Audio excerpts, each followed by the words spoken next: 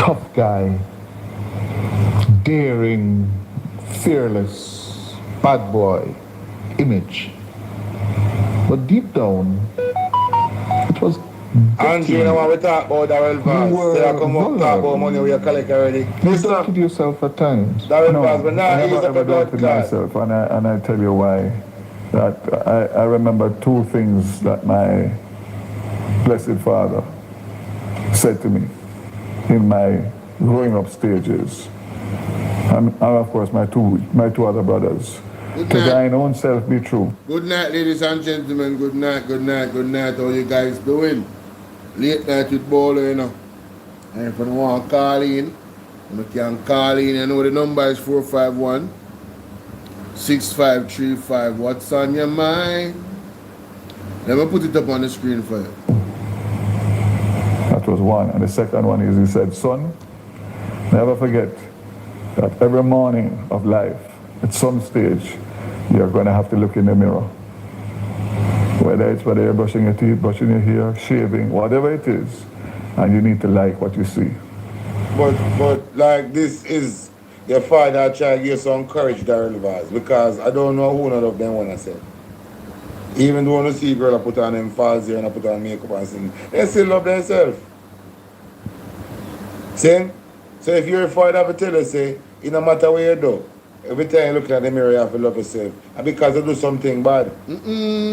And when you look at the mirror, you look for one monster. Mighty God. So you must say, don't see it another way then. Yeah.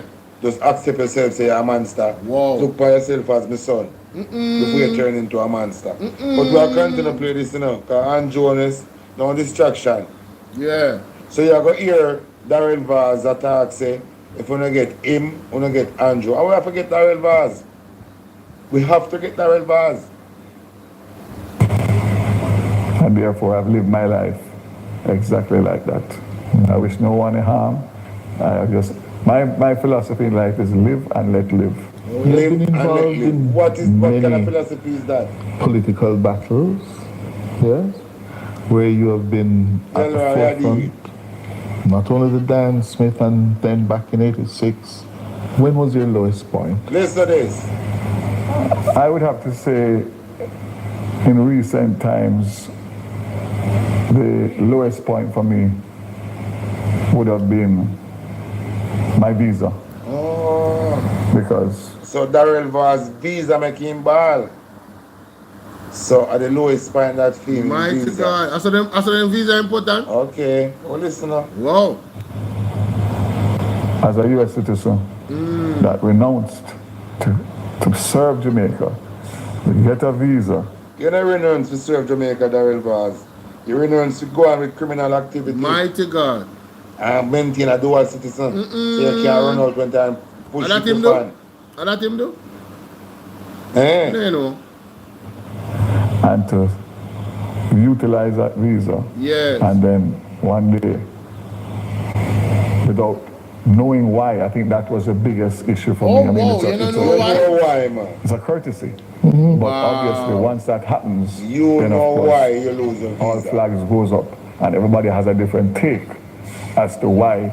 And of course, everybody is an authority, and everybody has information. Oh, this is what, and of course, and the room that reignited the rumors again. That you mix up in a drug. Absolutely. That you mix up in a drug. Absolutely. So that to me really, because again, I mean. All right, Darrell Vaz, this is no coincidence. Why people couldn't draw allegation upon you about drugs. Just like how you claim the allegation with the Diane Smith thing. This, I don't know, you know, I couldn't bad lucky, so that's people want to tie you with drugs. And people want to mix up you with Diane Smith murder. What about you, so? That's people as I look for these type of things to mix up the way. Eh? What about you, sir? So all of these things people just out of the blues. As I go try and mix up Darrell Vaz and this. Yeah. No, it's not Darrell Vaz. Something in a something. There's no way somebody can just go out of their way every time. Something right. They'll try and mix up your things. Well, I mean, I see it like where you see him, bro. How about him, sir? After getting over all of the other hurdles, you remember that I was in a court case charged with corruption under the Bruce Bicknell, where the chief... You know, see it? This is the nature of this guy. So any distraction Andrew is a come with, because Darrell Vaz say if we get him, we get Andrew. So now Andrew will come out with distraction to help him friend Darrell Vaz. You know, see what I want? Mighty So God. Darrell Vaz, in a few weeks time after go left the work, under pressure, Andrew will just come out now and help him in partner in crime. I talk about salary with him collect already. Eh? So when you say Andrew know personally now, remember, with all of the corruption we are going, you know, so Andrew always knows if we come and talk about this now, Jamaican people are beat him bad. But he have to make the sacrifice for him partner in crime. Yes. Because him partner in crime is about to lose his job. My in a few God. weeks time. And it's a must. Darrell Vaz have to go away. Wow. We not going to see what got me in Jamaica. Yeah, wait. Anyway, continue to listen. Yes. Prosecution witness testified in the court that he was coerced, cajoled, bounded by police It's a bad luck and easy at the highest level to give a statement to implicate me in order for them to man curse. What? But the damage was already done. Darrell Vaz charged for So, corruption. hold on. So Darrell Vaz, y'all tell me, say, right? What y'all trying to tell me, say, is that back in the time when you name when I call upon some serious thing, police when I try to get you, that they make somebody, then tell somebody to say you do something. Mighty God. Wow. I saw Darrell Vaz bad luck in Jamaica. Good night. How you doing? TikTok big up on yourself. I'm not on camera tonight, you know. But don't share your life, see, make a conversation and go spicy. Whole heap of things are going. So back to the revocation of your visa. So why is it taking so long Listen. to complete the appeal I process? really can't answer that, Cliff, but as I said before, I am He's saying, okay. cautiously optimistic based on where I sit today as against where I sat then. And of course, the only thing that I can say is that it would show the Prime Minister whatever he had to do, did, and he was prepared to appoint me in this very important, sensitive ministry, for which I'm very grateful and happy. Prime Minister, whatever he had to do, did. Whatever he had to do, did. So the Prime Minister said, Hey, me not tell the lies today, you know, say, Darrell Vaz is a weird communicator. Whatever he had to do, did. What do you mean by that? What does he mean by that? Whatever he had to do, did. He man make it sound like say Andrew Jones do something wrong and illegal or nefarious or corrupt for him get a position where him get. Is it just me? Guys, is it just me? Turn off that phone. Because I want it too loud, it's too close. Is it just me or Darrell Vaz have everybody a pre like say yo Andrew Jones involved in some negative things to get him the post where him have, where him talk about this, because this was years ago. And big up Talk Your Mind TV, make sure someone go over there and subscribe to your general page. Zane, I don't know the thing go. whatever I'm have to do, you know, Darrell Vaz, like I said, because with Darrell Vaz, we can't get the teeth for my teeth because Darrell Vaz a high collar. But him can meet with the high collar people that make the deal. He told them make money off a Jamaican back. So Andrew Jones use Darrell Vaz and make money. So he told them a partner in crime. That is why Darrell Vaz I got tell you now, if you don't get him, you don't get Andrew Jones. So now listen. And he was prepared to appoint me in this very important, sensitive ministry, for which I'm very grateful and happy. But it continues to hang over your head. And I'm hoping, but again, I have no control over that. I'm hoping that it will be a positive outcome in due course, but when that course will take place, I don't know. And is it correct to say, by virtue of your visa being revoked, Yes, sir. your wife's visa was also? Oh yes, we made that public. Yes. We made that public. So that was tough. You were the only one. Yeah, tough. Very tough. So go. But I'm optimistic and I'm hopeful, and I always say the glass is never half empty, it's always half full. That's how I look at life. So I'm always positive regardless of the circumstances. When they were gone and you alone come home to the house and knowing where they were, Thankfully I have my brothers and stuff, but yeah, you should have hard for told them too. Yeah, man, of course. You cry. Of course. You shed a Half of tear. them too. Yeah, man, of course. You cry. Of course. You shed a Half of tear. them too. Yeah. So Daryl Vaz, the ball when they lose a visa, bro. Jano.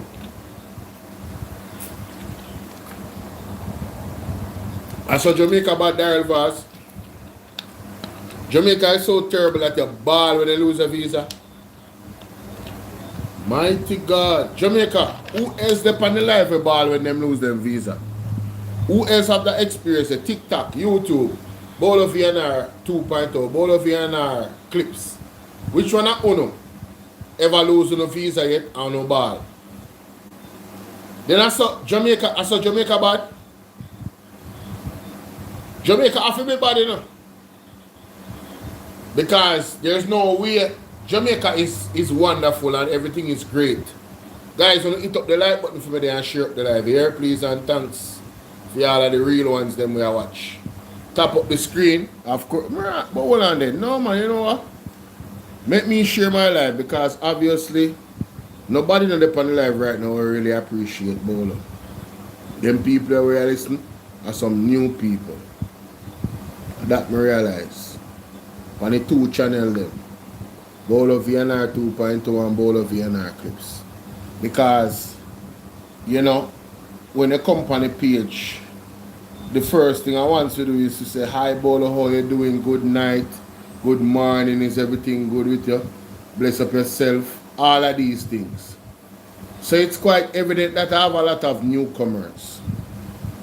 So to all of the newcomers them, let me know where you guys are watching from. Good night to you all. Hope that you guys are doing well. Tonight we are discuss leadership. Right? Because you are going on now. Big up yourself, Chantel. And then big up. We are discuss leadership because watch out. You see, a man like Daryl Vaz, you have a rap sheet that Daryl have. It's not like say Daryl never caught in a situation where half a principle alone, if you was a leader of principle, you would have to remove him from his post. If you were a man of principle, if you were a man of law, Balvin, big up. If you were a man of law and principle, Daryl Vaz couldn't last 1 year in your government. That's why, in my opinion, Andrew is not have the principle and him not have the morals. Him not have the integrity, as far as I'm concerned. That's my opinion, I'm entitled to it. Because there's no way a Daryl Vaz could have been in a government so long. Listen to me. Me can go down a litany of individuals that will never survive under a Mark Golding government. Whether by opposition, and when I say survive, I talk about politically. Your political career would be out. You would be out, bro. You would be out. Andrew Wheatley couldn't do that. Marissa Dalrymple couldn't do that. Bobby Montague couldn't do that. Who else? Arbin Hill couldn't do that. No, based off a business perspective. Well, this person said, me love when labor and jump out. What has Philip Palwell done? Jambisco. Me love when you jump out, you know. Tell me what has Philip Palwell done? Tell me. I mean, I talk about facts, I not talk about what you hear, sir. I talk about which law Philip Palwell break. And if he break one law, he's supposed to be a prison. Zine, which procurement Philip Palwell break? Which breach Philip Palwell make where Philip Palwell say, I would do it again, I'm in a business. Tell me. And don't go silent, you know, because I'm going to block you. If you don't answer me, I'm going to block you. So you can't comment on my page again. If you don't answer me in 5 seconds, I'm going to block you. Alright, I'm going to block you. 5, 3, 2, 1. I'm going to block you. Because we're not going to set things and not have no evidence back of that. You can't just ask that the question there. Because your question don't have no merit. You don't have no foundation. You feel me I deal with? Say what you want. You cannot like a person. That's cool. But tell me what him do, why you go say that.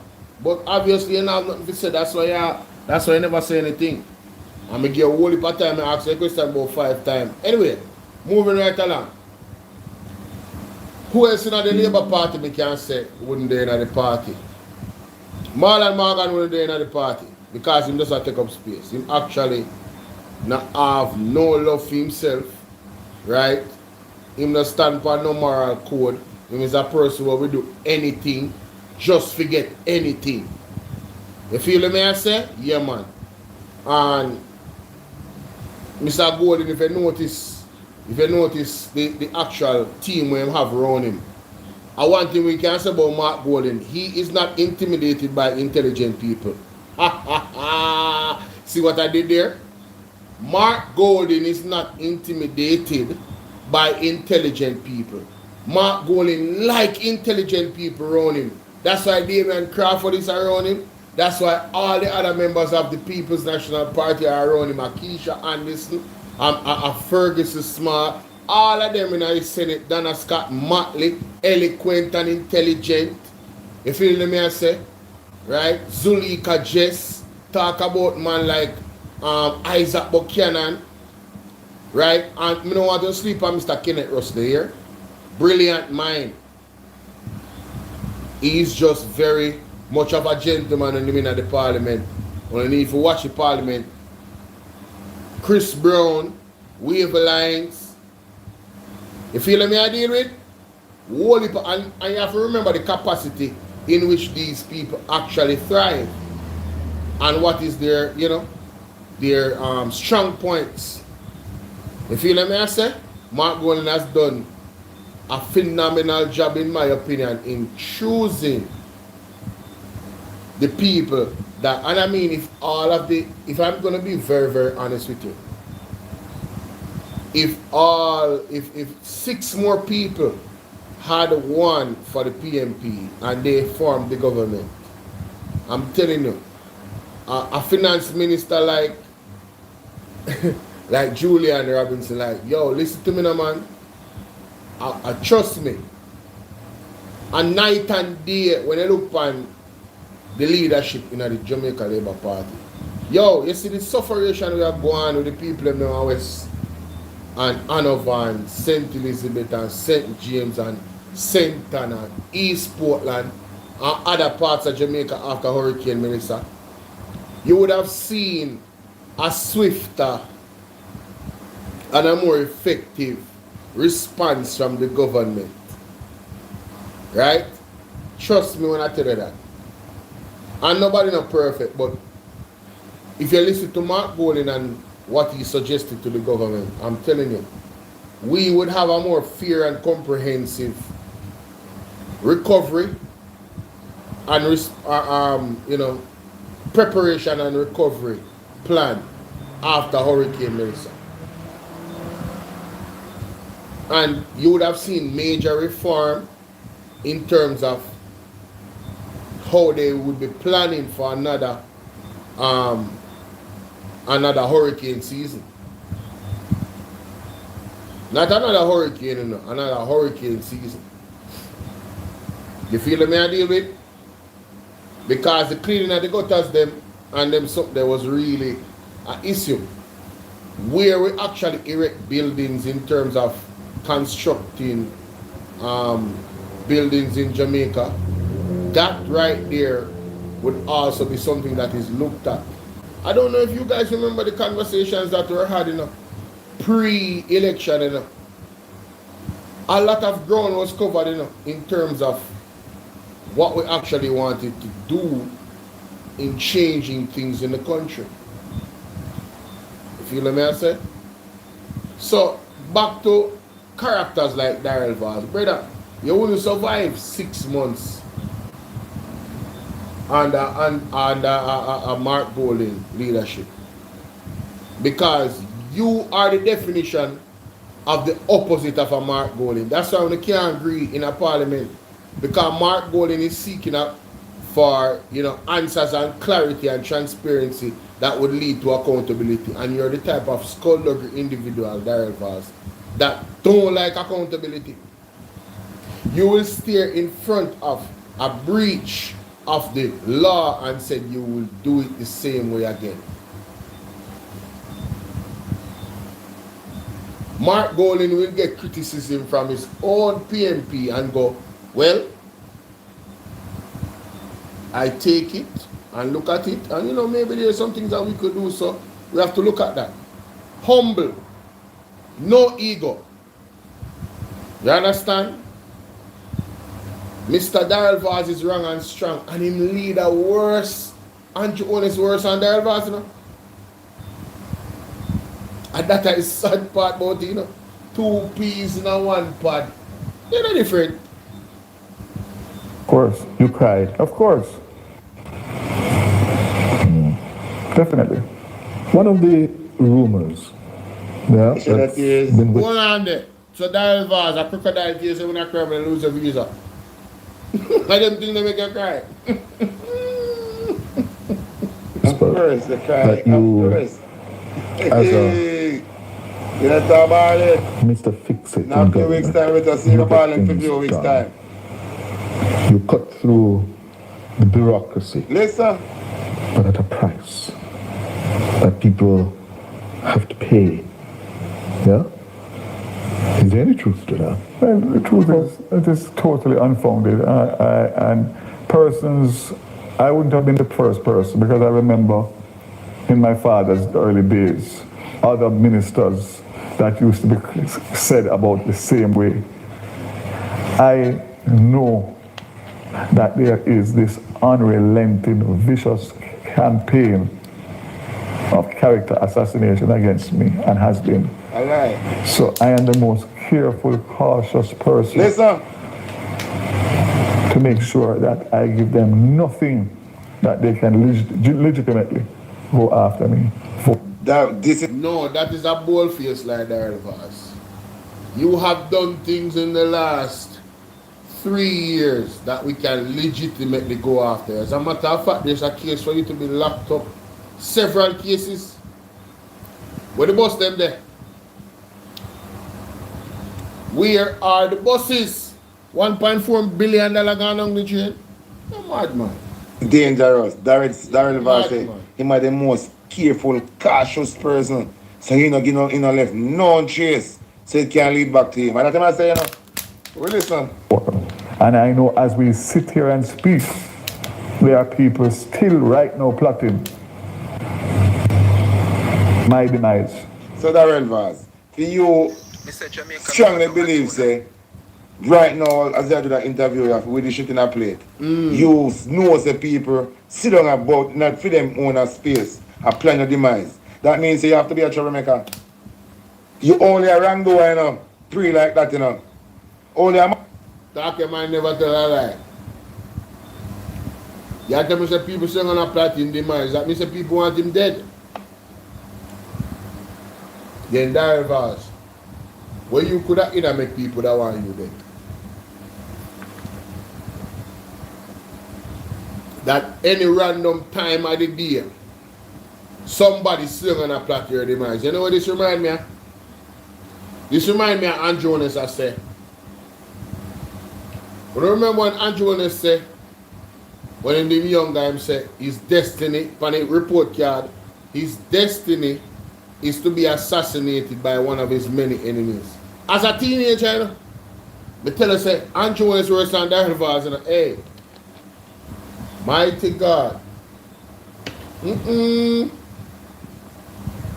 Whoa. You don't feel so? You don't feel so? Me feel so.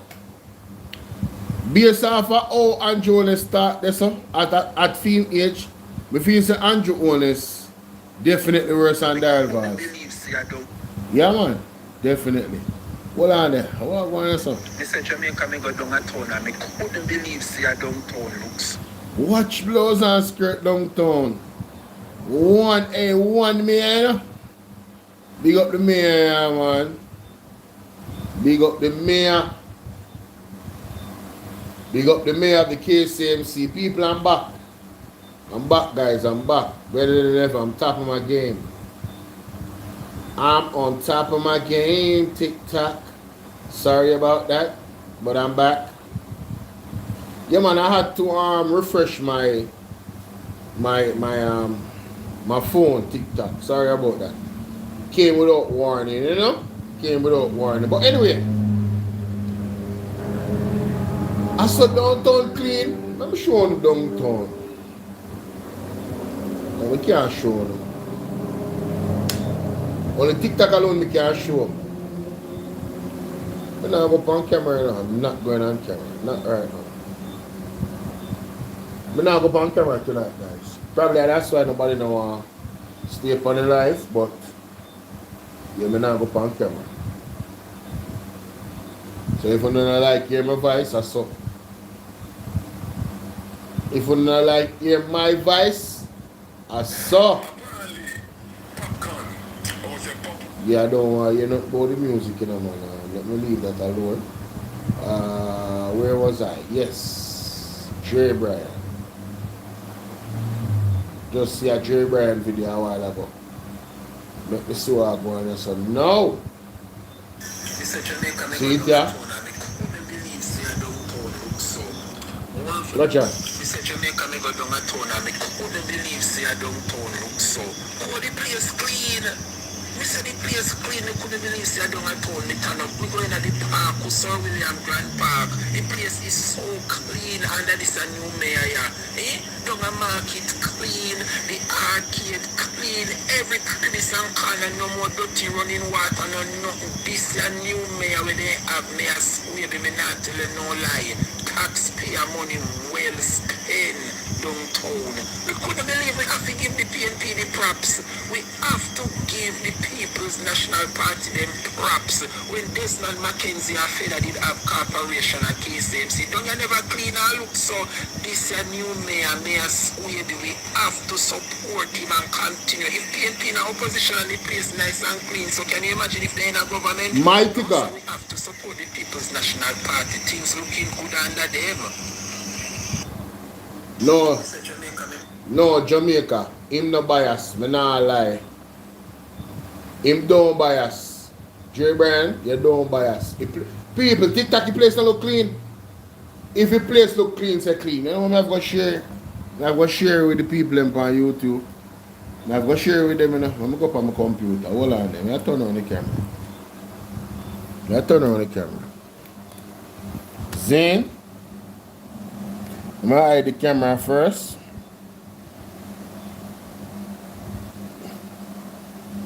Okay, alright, cool.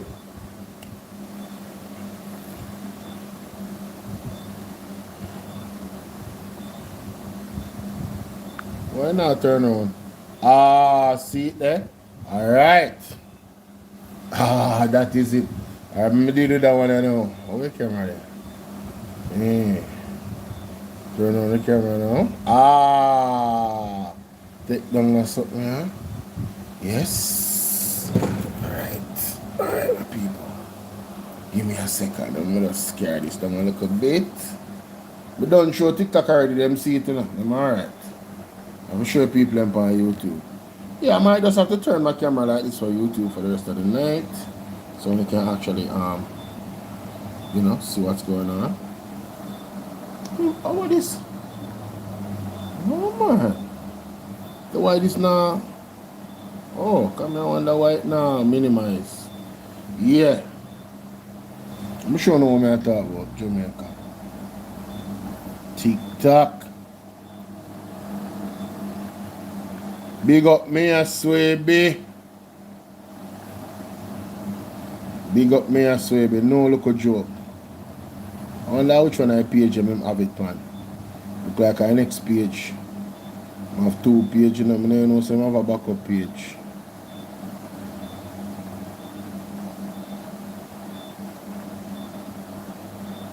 Yeah man, a 2 see that? So that one hour.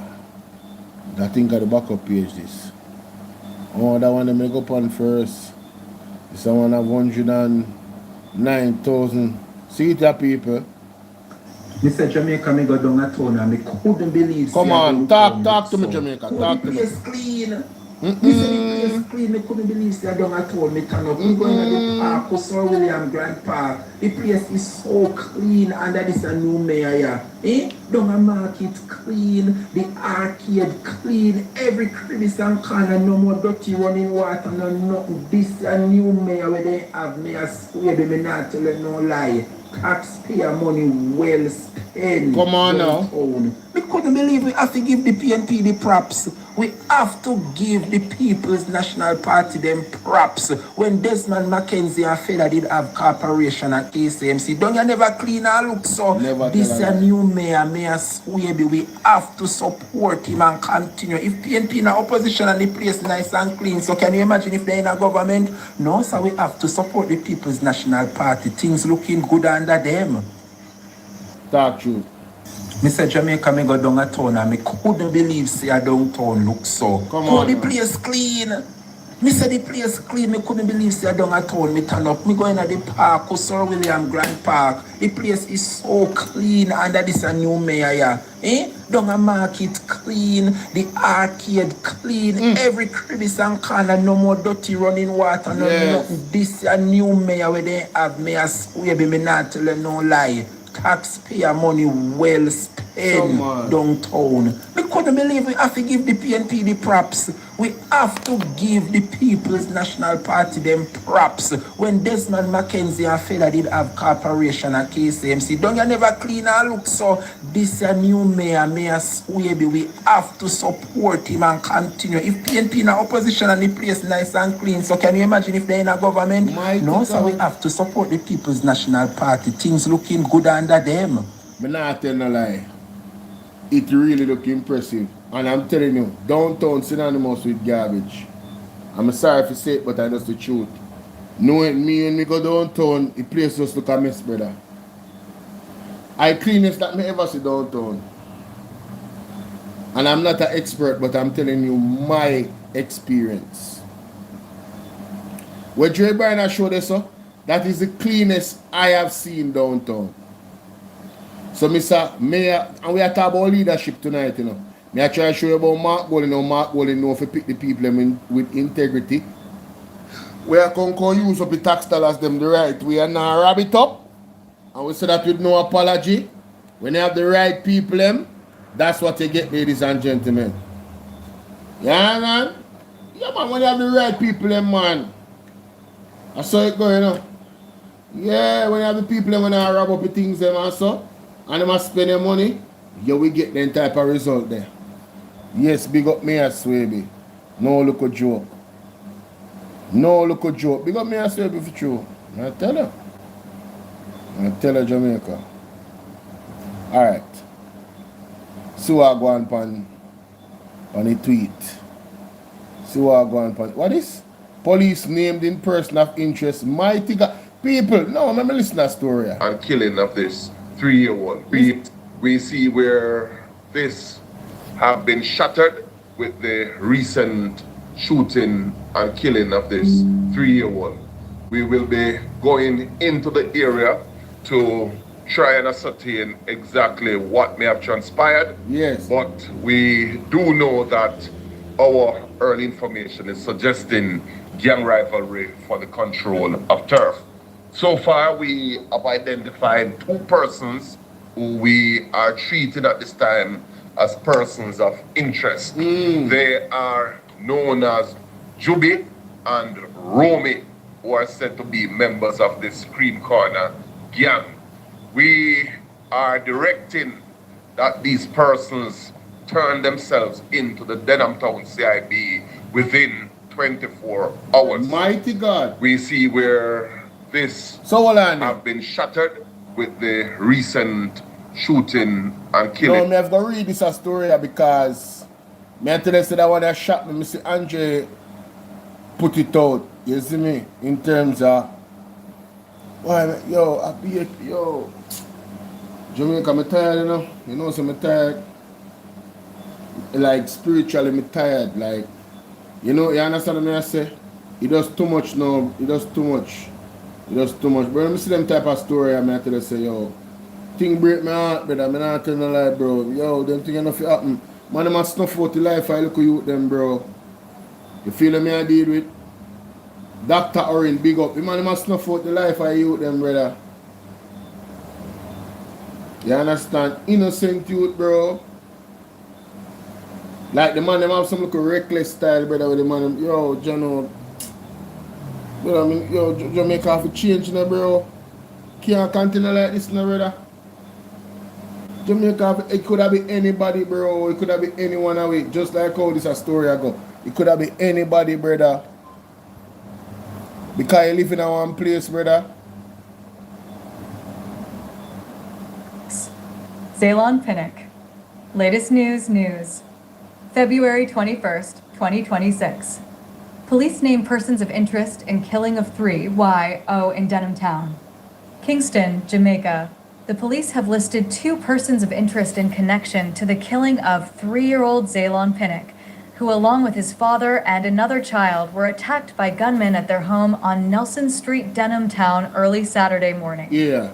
They have been identified only as Juby and Romy, who are said to be members of the Scream Corner gang. They are being asked to turn themselves over to the Denham Town Criminal Investigation Branch, CIB, within 24 hours. News. Assistant Commissioner of Police, ACP, in charge of the Area 4 Police Division, Michael Phipps, said based on preliminary information, the incident is stemming from a resurgence of gang activities in the Denham Town community. Assistant Commissioner Michael Phipps. Sport. We're at the preliminary stages of our investigations into this shooting incident, which resulted in the death of this 3-year-old. We are theorizing based on our preliminary information that this particular incident is stemming from what we want to refer to at this time as a resurgence of some gang activities within the Denham Town community, ACP Phipps said. He added that gang rivalry for turf remains at the center of the problem. Phipps said the Denham Town community has been fairly quiet for a long while through intervention efforts by the police. By Tabola. We will be going into the area to try and ascertain exactly what may have transpired, but we do know that our early information is suggesting gang rivalry for the control of turf. We will be going into the community to do a number of operational responses, and of course the area has been under curfew, established by the Joint Commanders since Thursday of this week, he noted. The ACP assured that the police will continue on their drive to stabilize the community and ensure that peace is maintained in the area. Read 3 why oh boy killed, 2 others injured in death. So a gang warfare caused this, brother, according to reports, bro. You see me? Gang warfare, brother. Then read that way I say you need. What you have to send? The link. I'll have to go up on the Observer. Good night, Desmond. I'll have to go up on the Observer, man. You see me? I'm sure you the title of the article, see? Police name persons of interest in unaliving of 3-year-old. That's the name of the article, you see me? Brother. 3-year-old unalive this morning. Watch out.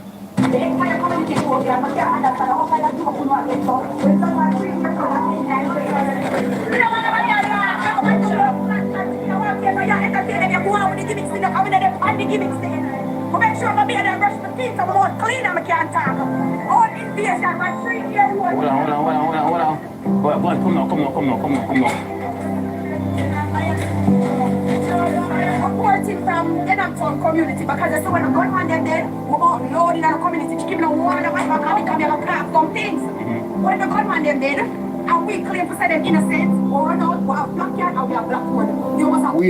Wait. So hold on. The lady has said, this is a very interesting piece of reporting. She's saying when the gunman then dead, so hold on, you know say a gunman, and you run out with placard. Wow. No, wait, what? Yo, that one that jerked me up.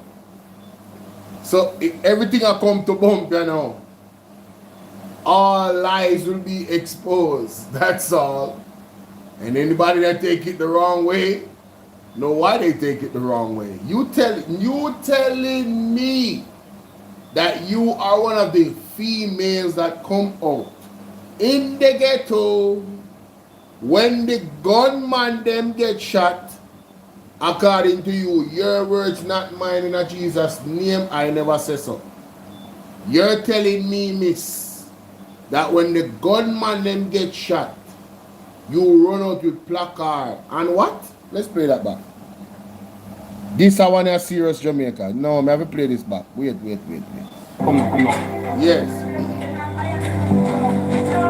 Reporting from the Denhamton community because I saw when the gunman them dead, we about loading on the community to keep no water, but I can crack some things. When the gunman them dead. Miss, me no want to tell a lie for you now.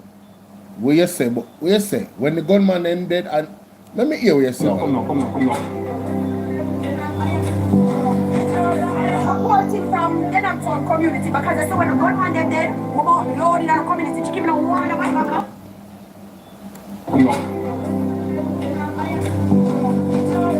reporting from the Denhamton community because I saw when the gunman them dead, we about loading on the community to keep.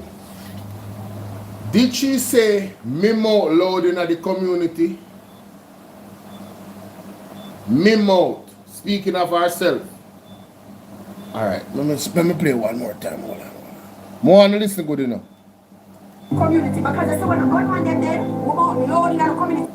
Oh, when the gunman them dead, we mouth loading at the community. That means it's a we. Well, I don't know the context of the we. Is she saying we as a community, including herself, or we as the people in the community? A generalized statement. Miss, we need some clarity. I would love for you to clarify this. Are you one of the individuals that come out with placard? Or are you talking about your neighbors? So, alright. Make we run with the talk about generally speaking. That is still bad. So you're confirming that people know see a gunman them will get killed. And I'm not saying gunman should be killed if they never shoot back off of the police. If they must surrender themselves, then go face one judge and whatever time with a life imprisonment or whatever time them say, then we get them get. I am not here advocating on extrajudicial killings. I am not justifying the police them shooting an unarmed man, whether or not that individual is a killer. I am not advocating for that because when it comes to the Constitution, everybody has the right to life. Yes? So let me be clear. What I'm trying to ascertain based on what this lady is saying is that the people in the community in the ghetto, specifically Denhamton at this point, know the gunman them, and when the gunman them dead, them jump up with placard and do what? Hold on, make me play that again. Reporting from the Denhamton community because I saw when the gunman them dead, we about loading on the community to keep no water, but I can crack some things. When the gunman them dead, and we claim to say them innocent, or run out, we have black yard and we have black board. Oh, we claim to say them innocent, Edley Wagwan. We claim to say them innocent and we load and we have placard in a Denhamton. Mighty God. Ladies and gentlemen, this is very interesting. There was a home invasion that took place before morning, February 21st, 2026 in Denhamton. They said that man here in the shop. The man never chose gun violence. The man chose who do a business as a shopkeeper. So they invade the man home. Rapid burst. Gunshots to a dog and kill one 3-year-old, innocent 3-year-old girl. Look on the sheets, look on the bed, look on the pillows, the flesh there, look where flesh up on the bed. They invade the home and kill one 3-year-old. One 3-year-old was brutally murdered in the Denhamton community. And we can't understand why the people of them are so quiet. We can't keep quiet because anybody could have been in them bed hours a morning. Anybody this could have happened to, we can't come to all everybody quiet. The whole community quiet. One little. So this a girl here now has become the conscience of an unconscionable community. Wow. Wow. She can't understand how everybody quiet. Well, if you know if you know the rules of the ghetto, pretty much everybody always quiet. Them not communicate with police. Then it reach her, yes, Edley. It reach her, no man. And none of us are perfect. I'm not condemning anybody, to be quite honest with you. This is just a commentary of reflection. That as a society, we need to be clear about, and individually, it starts with the individual, obviously, but then collectively as a society, if we were following certain principles, you know, this wouldn't even be an issue, because we wouldn't be supporting criminals. Criminals could not feel safe or comfortable in a community where there is. Thank you so much for the gift. I have to make it Delmina Lewis, thank you for the bronze medal. Thank you. Thank you.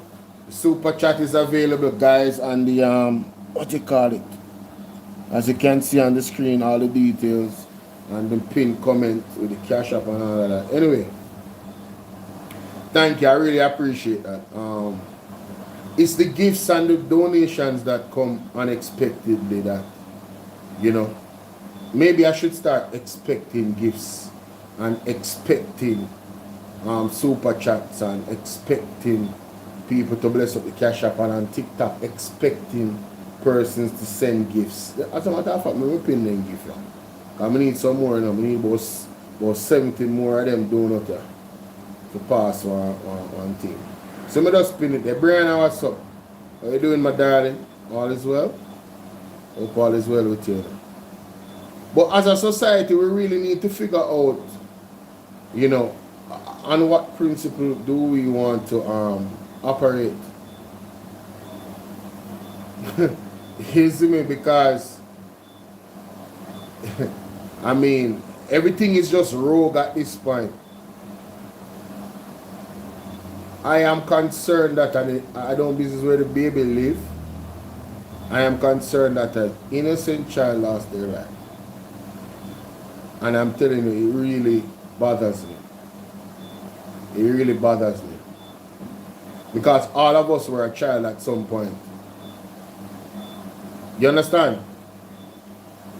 That's why we have to respect life, you know. All of us were a child at some point. Every last one of us.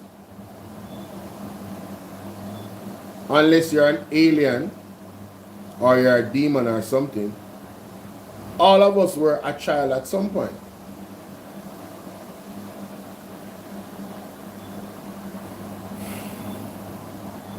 Johnny. One purple apple in the picture I'll show you. That's crazy. It's past crazy. A wickedness. See you come baby there? Look baby. It's fine. If not have no flash, anybody will take no gunshots. Little bit of baby.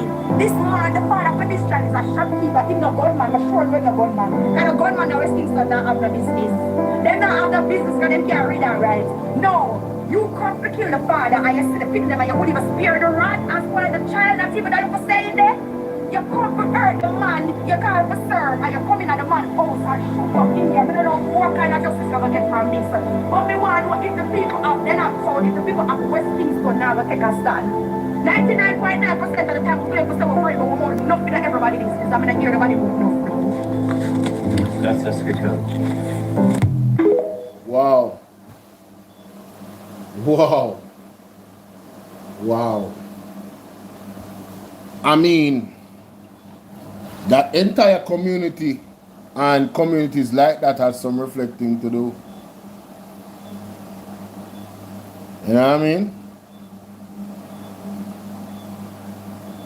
I win this. I prayed and chanted for Andrew Jones to return to Jesus. We are at a point where evil in this country will topple our beloved country. Turn back Andrew Jones. Jesus is a merciful God. Wait, well, let me listen to this. What's the show from Andrew Jones Instagram page now? One blue tip page. I I hear man talk kind of lie. Oh, 20 million and 28 million. Lie! No take it. Me not take no salary increase. Listen keenly. My salary is what it was before. And I tell you something, I feel like just keep back to. Feel like you get back, take something no get Because back. he's a proud man, Watch the information I'm going to show you from Andrew Wallace's Instagram page now. One blue tick. Prime Minister to confirm with the established salary scale former Prime Minister to be adjusted. Remember saying if you feel like you get it back. So remember saying you feel like you get it back. So money when take, when saying you take you feel like you get it back. I know say if you give back something when you get already. But anyway, I could get to another picture now. Jamaican people, me confused. As explained by the Prime Minister when he declined to accept adjusted compensation in 2013. Another Prime Minister in the future are the new mandate may give an opportunity to reconsider the Prime Minister's salary. Hold on, in respect of this, the decision was taken last year for the new administration was in place. However, it is implementation was delayed because of Hurricane Melissa. Every last thing on Melissa get blamed. Carl Lewis, look at this. Parliament has advised to effect this change as of September 2025. September 2025. No, when really I talk about that, sir? No, me confused. I hear man talk kind of lie. Oh, 20 million and 28 million. Lie! No take it. Me not take no salary increase. Listen keenly. My salary is what it was before. And I tell you something, I feel like just keep back to. Feel like you get back, take something no get back. No. That statement suggests that him take the money from them time then when him attack. So what you mean by him feel like you get back? You can't give back something you never take. Andrew, you confuse yourself and you confuse the people when you talk to. And this is not the first rodeo. Why can't this man communicate clearly and cogently? When him said that, it suggests him have the money already and him feel like give it back. Listen. Feel like you get back, take something no get back. Because he's a proud man, increase. Listen keenly. My salary is what it was before. And I tell you something, I feel like just keep back to. Feel like. So, what I mean by I feel like you give back? You feel like you give back your whole entire salary so you would work for nothing? You and Jonas want us to believe that you would give back money? Okay. Get back, take something no get back. Because he's a proud man, Watch What's up, Andrew? the information I'm going to show you from Andrew Wallace's Instagram page now. One blue tick. Prime Minister to confirm with the established salary scale former Prime Minister to be adjusted. Remember saying if you feel like you get it back. So remember saying you feel like you get it back. So money when take, when saying you take you feel like you get it back. I know say if you give back something when you get already. Yes. But anyway, I could get to another picture now. Jamaican people, me confused. As explained by the Prime Minister when he declined to accept adjusted compensation in 2013. Another Prime Minister in the future are the new mandate may give an opportunity to reconsider the Prime Minister's salary. Alright. That part they know when them say when he declined to accept the adjusted compensation in May 2023, another Prime Minister in the future or a new mandate may give an opportunity to reconsider the Prime Minister's salary. What that means to me is that the Prime Minister does not have an option to refuse the salary. Just like what Nestor Morgan said. And let me go to that because I have it on my computer. As a matter of fact, I want to this a computer. Well, I'm so fine people. No worry yourself. No worry yourself.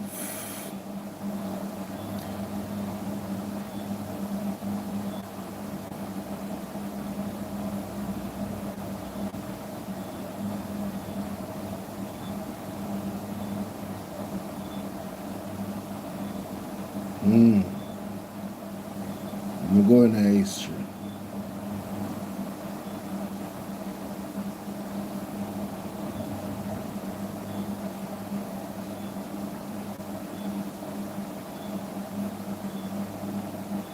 So if you are in prayer, if you are in worship, and it seems as if the more you pray and the more you worship God is the worse things get, I want to share a revelation with you. So one day I wanted to see parrots. So I went on YouTube and I started to play some songs that imitate parrots.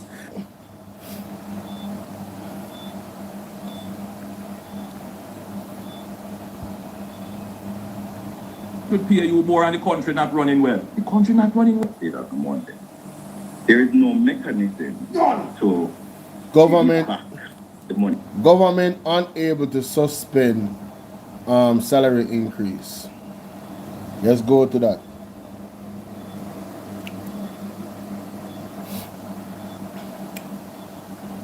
Government unable to suspend salary increase. Let's go to that article, right? RJR. See it there? Nesta Morgan. Alright, let's listen. Let's go back. Because what them say, approve. What them say, why are they restricting the live? On TikTok. How TikTok? What happened on TikTok why they are restricting the live? TikTok, I have to end the live and start it back, you know. Or come over to my YouTube, man. We can't deal with this. Come over to my YouTube, TikTok. I'm showing them my YouTube.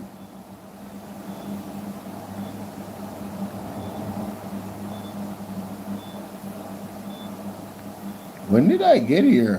What? Bro, what? What is happening? Government unable to suspend salary increase for MPs. Government unable to suspend salary increase for MPs. Alright, so here it is again. Let me click that, see if it comes up. Actually want to show you the article. You know, because sometimes just listening on the things, people can say this and people can say that. No. There's no account that you can take your salary and give back. Because giving back the money to the government means that you would have to, the TAJ taxes that they draw for your salary, 30% above about $6 million, you'd have to get that back from the TAJ. You'd have to pay back the NIS. You'd have to pay back the NHP contributions. You have to pay back the education tax contribution, the health insurance. You'd have to pay that back as well. So to give back money is really not practical. The only way you cannot get paid is to resign. And I don't suspect any of the gentlemen speaking will resign. No, but firstly, have you received? You hear that? The man said the only way they cannot receive it is if them resign. But the way the government payment system works is that... See the article of people. Cut off for processing of salaries is usually around the 15th of each month. There is no mechanism to give back the money to the government. You hear that? There's no account that you can take your salary and give back. Because giving back the money to the government means that you would have to, the TAJ taxes that they draw for your salary, 30% above $6 million, you'd have to get that back from the TAJ. You'd have to pay back the NIS. You'd have to pay back the NHP contributions. You have to pay back the education tax contributions, the health insurance. You'd have to pay that back as well. So to give back money is really not practical. The only way you cannot get paid is if you resign. And I don't suspect any of the gentlemen speaking will resign. Yeah, what do you do? So let's give an example from me as a minister. Monday mornings, I start my morning. I get up and I finish reading cabinet documents. That allows gibberish.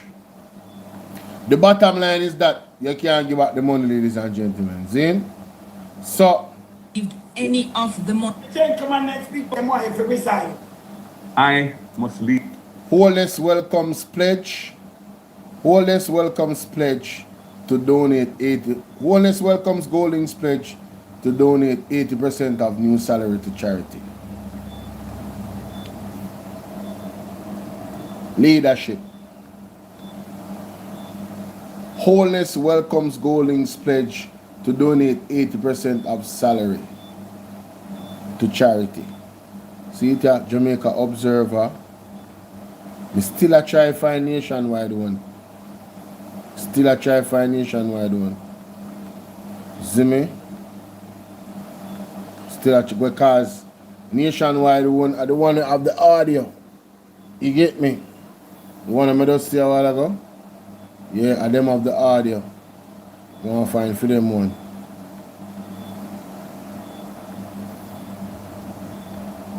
You are the one I love.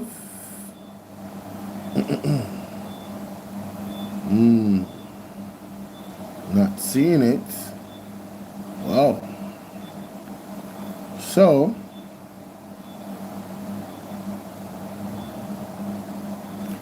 Wholeness Welcomes Golding pledge to donate 80% of his salary to charity. Need an article from the right place, man. IRFM, opposition, that's not the wording. Wholeness uses salary increase to tackle illegal dumping. August 25th, 2023. Golding donates 80% of retroactive salary increase. June 13, 2023.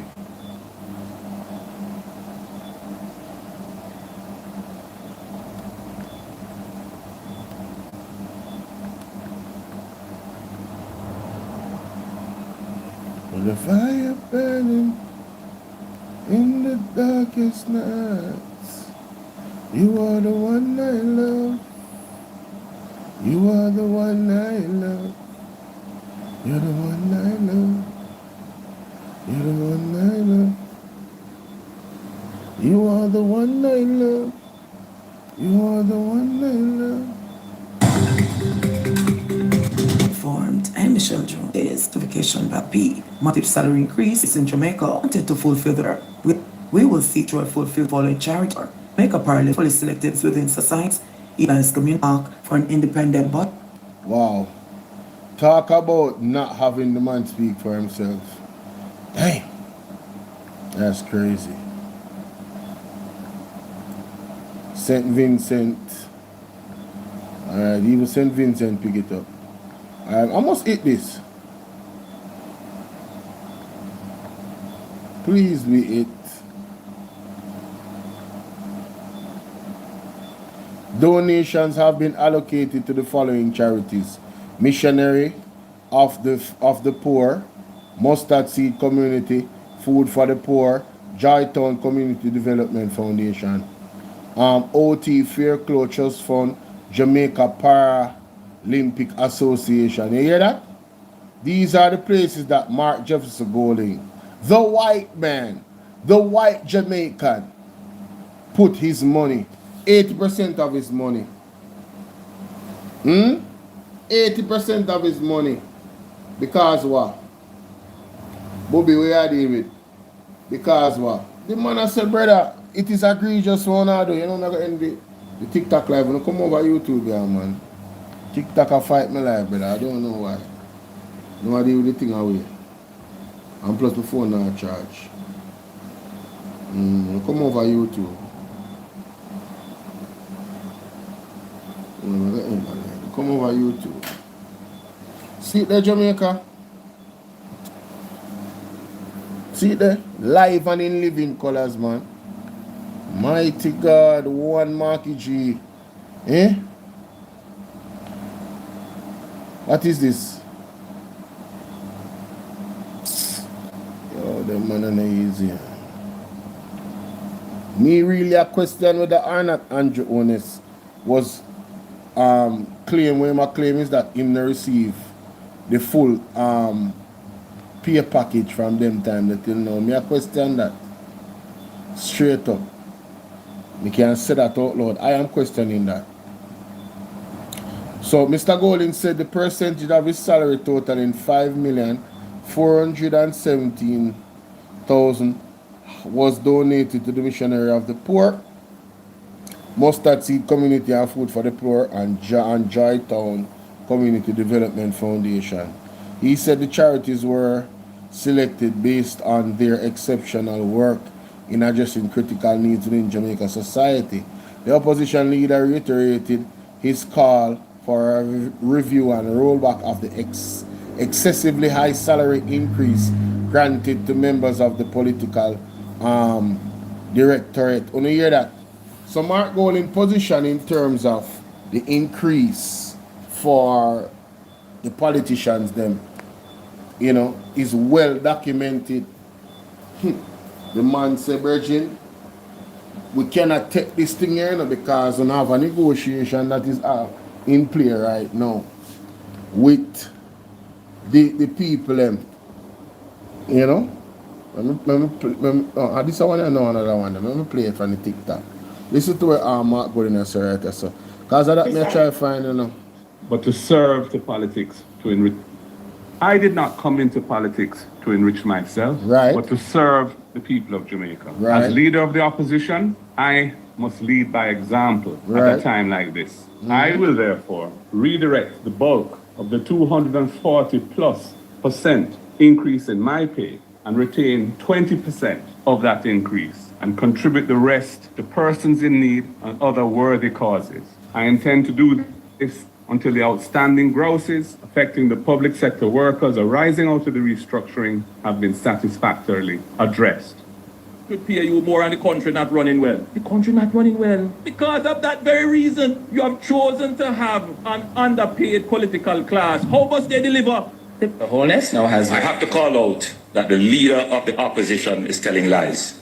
Julian Robinson stood in Parliament and said he supported the increase. Clear, and the tapes are there. Secondly, he calls the increase unconscionable, yet he takes it. I, Andrew Michael Holness, did not take it. The option was available to him as well. I chose not to take it. Selected the 26th is on a Sunday. You're usually paid on the last working day, which is Friday, but if the 26th is on a Monday, you're paid on the Monday. There is no mechanism to give back the money to the government. There's no account that you can take your salary and give back. Because giving back the money to the government means that you would have to, the TAJ taxes that they draw for your salary, 30% above about $6 million, you'd have to get that back from the TAJ. You'd have to pay back the NIS. You'd have to pay back the NHT contributions. You'd have to pay back the education tax contributions, the health insurance. You'd have to pay that back as well. So to give back money is really not practical. The only way you cannot get paid is if you resign. And I don't suspect any of the gentlemen speaking will resign. No, but first... Yo, it might say, I don't suspect any of the persons would resign. I don't suspect so. Mighty God. President Trump plans to do what? Raise global tariffs? Oh, it's about to turn all the way up, ladies and gentlemen. Sheesh.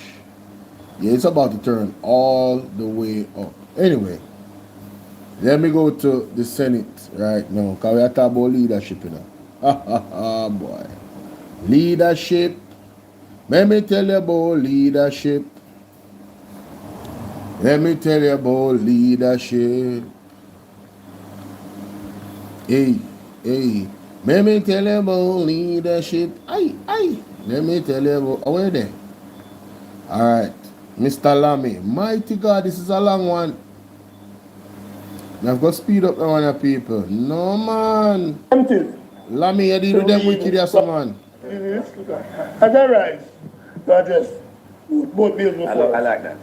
I am tempted to read from the Jamaica Observer, favorite newspaper of that time. An article on October 15, 2025. Yes. And the first paragraph says, JMMD Group Chief Executive Officer Keith Duncan is reiterating his push for the government to abolish the asset tax, which continue to negatively impact entities in the financial sector. He found support today in Senator, as we call him on this side, the tall Senator, Senator Ramon Small Ferguson.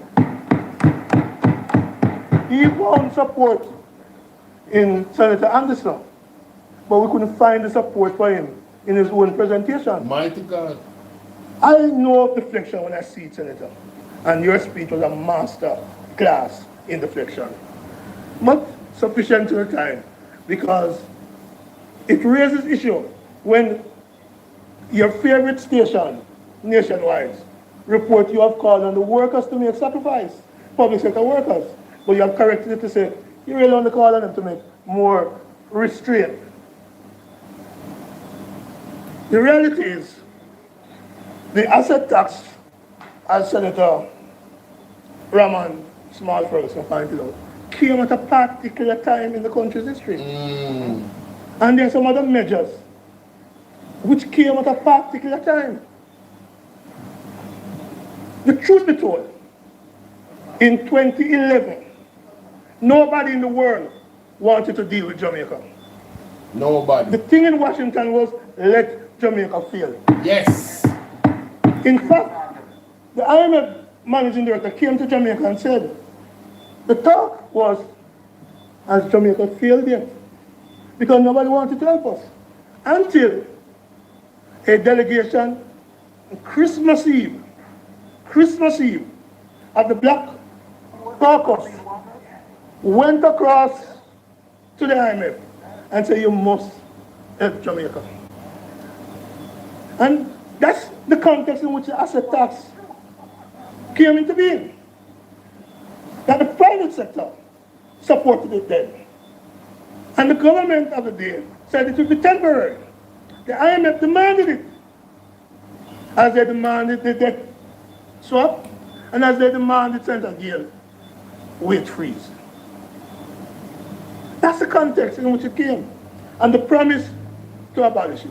Senator Gill, you was on that side. You were opposed to it. Alvin Shaw was opposed to it. Andrew Warnes was opposed to it. So when you came in 2016, you all promised to abolish it. 10 years after, it's still with us. And the question I have to ask myself, is it the People's National Party government of Portia Simpson Miller, yes, Peter Phillips, Mark Golding heading the legislative committee, if they were prepared to take the bold, courageous, decisive measures to protect Jamaica, then to them, the current stability must go. Hey, wanna see how... As I rise, hold on there. But just both bills before us. They were prepared to take the tough decisions, and they did it in the interest of the country. Wanna see how Keith Duncan hold on here that while ago? You can't look up. Can't look up, you know. We paid a political price because of the opportunism of those who said what we were doing was wrong. Senator Floyd Morris is on record as saying that your attitude to the 11.4 billion from the NHT, another measure that was temporary, remains today 10 years after. And your plan is to extend it for another 5 years, 15 years, which you had opposed. And I say that because the current situation, Senator Duncan, does require some attention. On the 21st of November, Minister of Information, etc., made a speech, a statement to the House, to the Senate. And I asked you, Minister, about page 8 of that statement, where it spoke about new method of financing. I remember that. And my question to you was, this a code for more taxes? Aye. You remember that? Aye. Because I saw the signs. I read the documents. And it was clear that we'll have a chance in the budget to talk about those new taxes. And the no new taxes story has come to an end. Hi, Gloria. It is because it piggyback and the measures the PNP government took. I made a quip that nobody on that side, probably except for Senator Duncan, knows how much was paid in asset tax over the years. You say that small Ferguson into that. But none of them know it, you know. None of them know it. Not even you, the former technical director. We have all of that. They don't know. I know, but let's assume I don't know. But you are government and you don't even know. Mighty God. So, our bold measures. And the question has to be asked. And I'm going to pose it in a different way, my colleague. Turn up on them, Mr. Without Lambert. the asset tax that the PNP imposed, where would the economy be today? Mighty God, talk truth. And you claim stability. Without the $11.4 billion from the NHT, that the PNP creatively put forward, where would the economy be today? So when it comes to stability, when it comes to stability, talk to the PNP. When it comes to the edge tax, the edge tax, which you say you were opposed to, but you still keep, you have to credit that to the PNP and the stability of today. Was to the PNP foresight, was to the PNP vision, to the PNP willingness to take the tough decisions in the best interest of a country that was wrecked by 2011. Mighty God. And with that out of the way, President, I hear this. I want to commend every employer who has given their worker a gift, a relief during the hurricane. Standards. And others, though they too were affected by Melissa, they give. They give. A lot of employers give. And I want to commend them. And I check Senator Tobias Winston, younger. I check and I say, so as an employer, how much the government give to the workers affected? I soon tell you. I soon tell you what I give. I soon tell you what I give. Because I don't draw taxes from people, you know. It's the government who do it. And the question is, how much does the government give? I tell you how much you give. I see Senator Fitz in there, Senator Tobias Winston, saying they give 3 million. Me? Plenty. And I tell you afterwards. But right now I want to know how much the government give as an employer. None. Who will benefit from this 200,000 maximum? Who will benefit from it? So let us be clear, Senator Gale. To benefit from this 200,000 as a tax-free benefit. Watch my pet. To benefit, you have to be earning 32,600 plus per week. You have to be earning $32,696 per week to benefit. Because if you're not earning that much, then the tax threshold would protect you. And you would not have to pay any tax on that. So let us be clear. If you really want to help more people, what you should do is to say to the backside workers who have suffered damage to in Center, and the sugar and the other workers who may be earning more than 32,000, let's call it 33,000 per week. What you should be doing is saying, we will add for those workers in that region impacted by Melissa, the 200,000 on top of the tax threshold. So for them, the tax threshold will become 1.9. In that way, people would benefit. The tourist worker in hotel, the majority are not earning this level per week. So, nice gesture.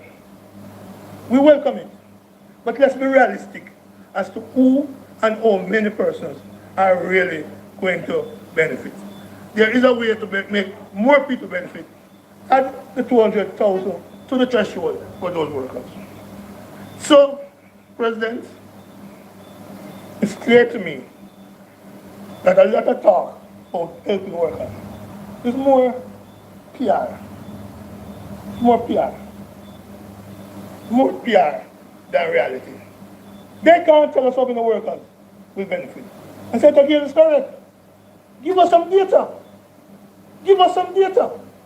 Data missing. So, President, I have long said that the bulk of the workers who are not going to be benefited because, as Senator Hill said, the 1.5 and now the 1.7, let us not forget that 1.5 was funded by $32 billion in taxes over 2 years. Let us not forget that. So the workers are paid for that. They are paid for that in new taxes. $32 billion in taxes, 2016 and 2017. So this is not even great gift that require us jumping up and down. If we really want to help the workers, I would invite the government to review your income tax measures. Yes. And remove from paying taxes any worker who is now earning the minimum wage.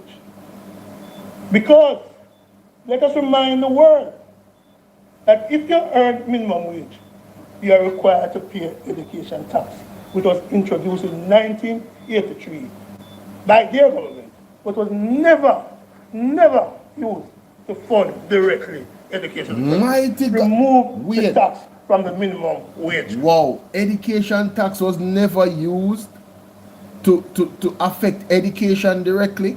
What a wicked... Oh, so you're telling me that the JLP is the one that put in education tax?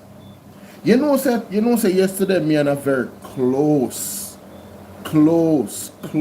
person of mine was talking about this education tax thing and all of the tax them, and that individual is somebody that knows the history of taxation in Jamaica for a very, very good while now. Most of Jamaica's, a majority of Jamaica's independence, she lived through it, right? As a business woman. And she was very upset.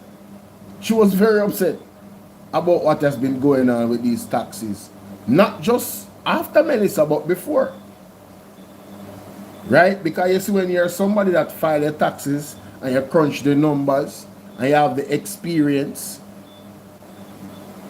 you see, you're more educated as a, what would I call it now?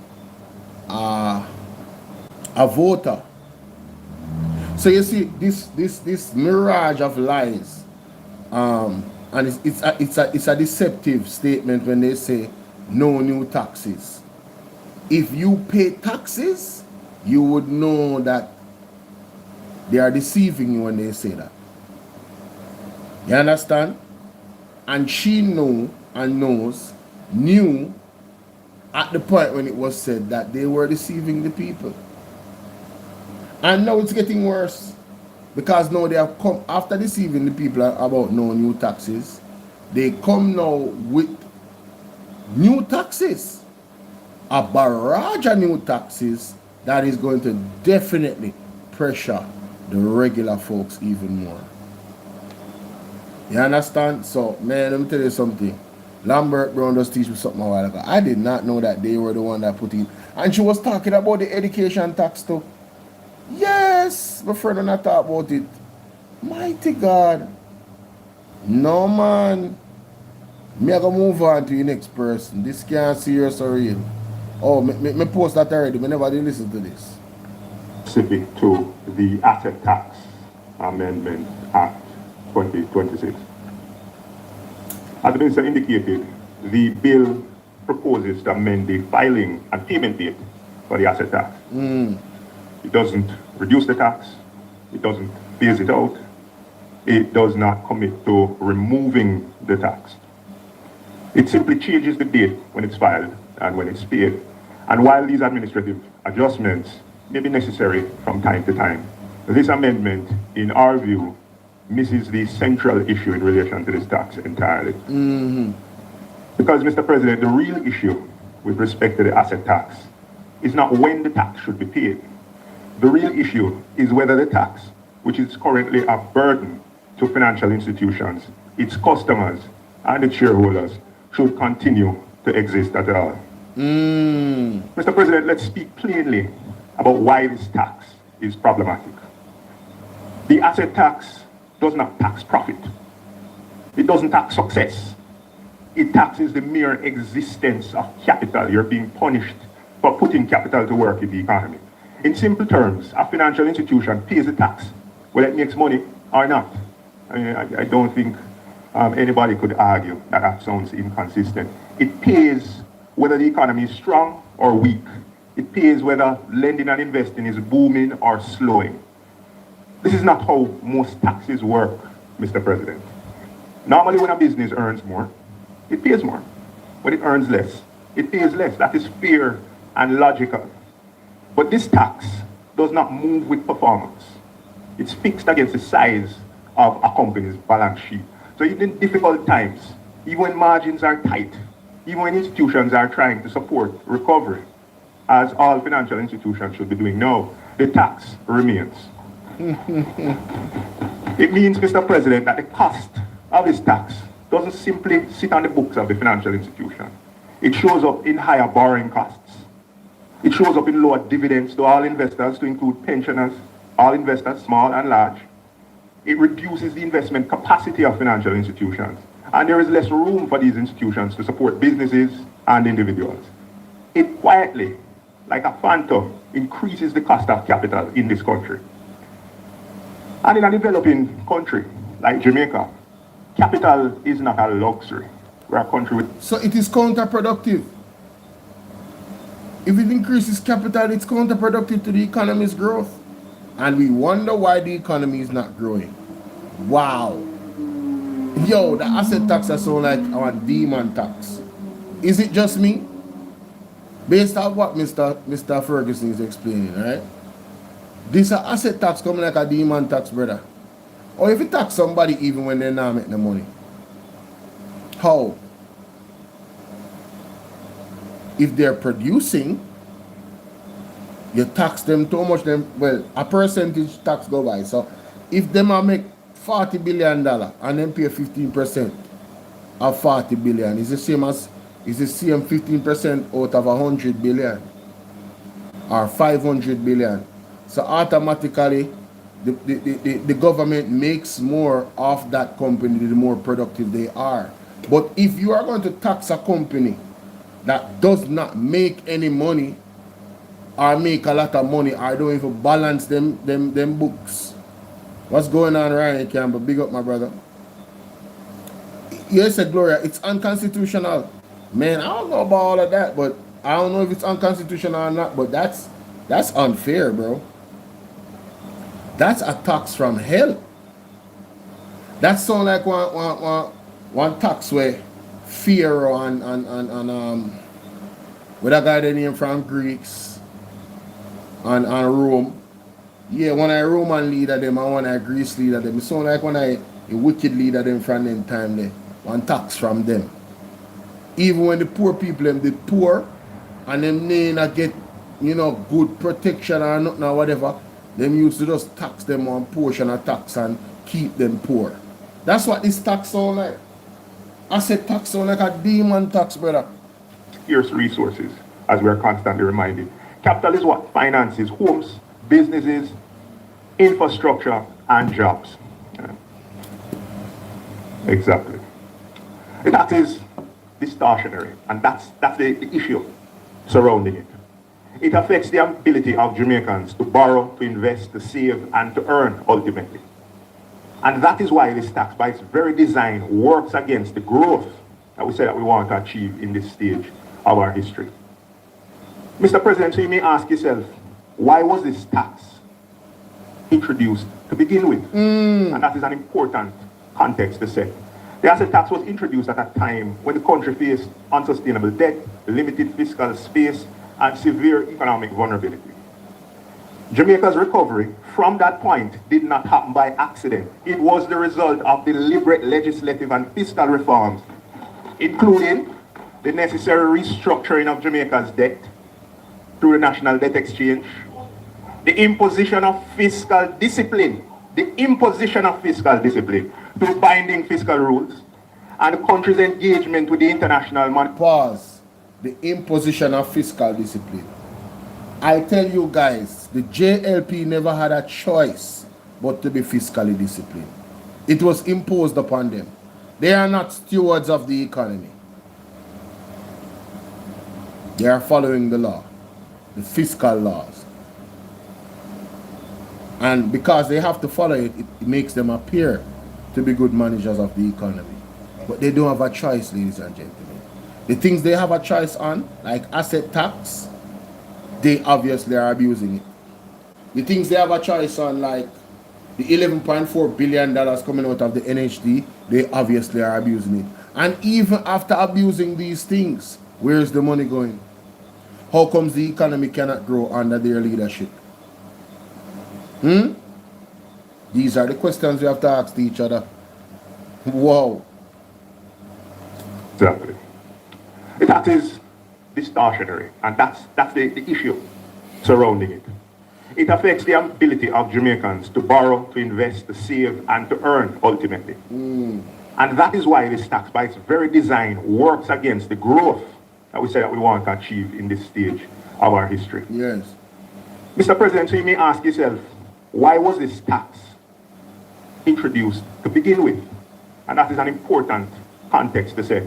The asset tax was introduced at a time when the country faced unsustainable debt, limited fiscal space, and severe economic vulnerability.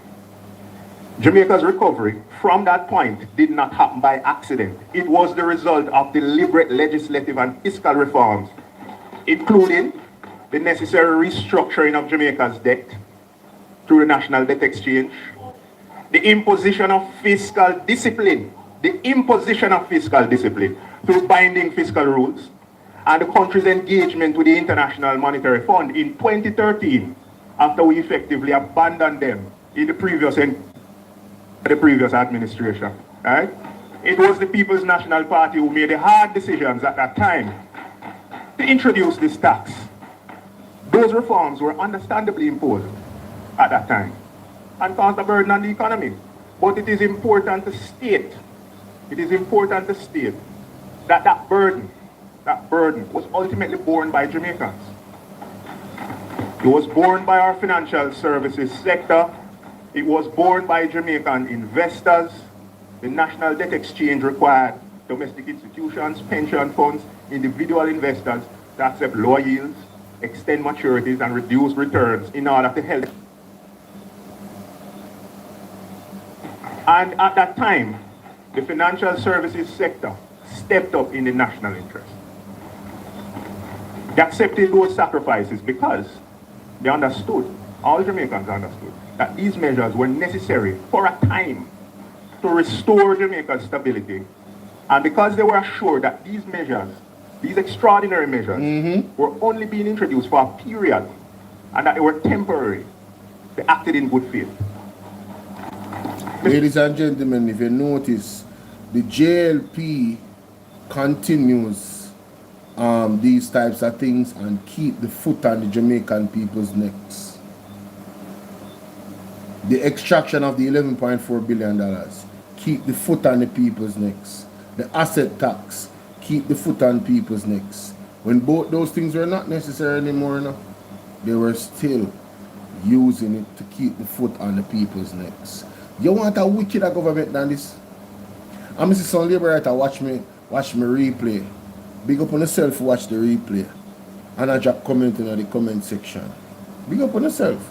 And more want the comrade them and the neutral them to drop comment too. When you watch the replay for the live stream. Because I do have some, proper conversations on these live streams. Understand?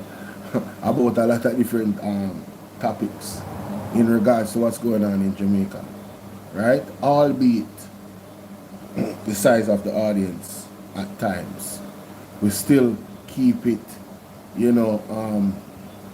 of high integrity and about what we really believe in. You understand? We're not just saying it to to entertain you. Right? We're saying it because we truly believe in what we're saying. And also we are following the facts. And we don't want to spread no misinformation. You understand? Our disinformation. Never our intent. And I'm not too big to apologize because my ego is not that big. So if I am in error in any way, I'll come and say I'm in error because it's proven that I'm in error. Yeah, man. Yeah, man. No joke. Mr. President, these sacrifices were a bridge to carry us from the instability that the government of the day inherited to the stability that is celebrated in the current day. It was a bridge from the instability that the government of the day inherited to the stability that we celebrate today. Mr. President, I contend that that bridge is now crossed. The very reforms, Mr. President, that were required and those sacrifices that were made, they succeeded. The debt has declined significantly. Fiscal stability has now been restored. Jamaica's macroeconomic credibility has been reestablished. Yet, several of the temporary measures, Mr. President, introduced during that time remain in place, to include this one. What was introduced was meant to be extraordinary, and it has now become ordinary. And that raises serious questions, Mr. President, about fairness and credibility. Mr. President, there is near universal agreement across institutions, administrations, and across the financial services system that the asset tax is distortionary, and it should not exist as a permanent feature in our tax regime. The International Monetary Fund, as far back as 2016. What the hell happened to his microphone? Is it me? And they explicitly welcomed the intention to remove the asset tax, recognizing the distortionary nature of it. The current government itself has acknowledged on several occasions that the tax is distortionary.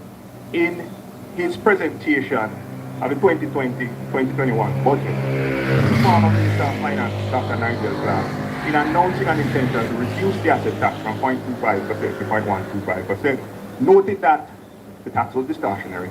And although it was levied on financial institutions, it was filtering through to ordinary Jamaicans, to the borrowing public, to investors, and that it was a disincentive to house assets here in Jamaica. That sounds counter to what we want. The statement was also consistent with the government's decision to abolish the asset tax for unregulated entities in 2019. Right? So only the financial institutions bear the burden now. The private sector organization of Jamaica, under its immediate past president, Mr. MAGNITSKY, wrote formally to the minister in 2023 on behalf of the Jamaica Bankers Association, the Jamaica Securities Dealers Association, and the Jamaica Insurance Association, calling for the removal of the asset tax and reminding the government of its commitment to do so. There's no serious institutional voice that can argue that this tax is sound economic policy. Whoa. Mr. President, no sound institution, financial institution, can argue that the tax makes economic sense. Like, bro, this asset tax is crazy. And again, what was the reason for it? It was all about a temporary thing. Oh yeah, I put this out on my page already. Let me play it. National Party Media Unit. This is Andrea Perkis, opposition spokesperson on tourism and linkages. Today I am speaking out about a systematic injustice that has been hiding in plain sight for far too long. Right now, hundreds of our hotel workers are sitting at home in the wake of Hurricane Melissa, facing absolute uncertainty about their futures. They don't know if they have a job to go back to, and that is a disgrace. Wow. Here is the reality we must confront. Yes. Up to 90% of Jamaica's hotel workers are employed on rolling short-term contracts. They work 3 months, 6 months, maybe a year, and then just before they qualify for the protections they are legally entitled to, they are given a calculated contract break. An artificial gap designed specifically to reset the clock so the employer can deny them their rights. Let me be clear. This is not flexible working. This is a legal trap. Hurricane Melissa has exposed just how cruel this system is. Yes. Workers who have given years of loyal service to the same property. Or if you work at one place for more than 2 years. As a matter of fact, I would put it at, if you are dedicated to a place for a year, right, and you have no bad record, there should be a automatic,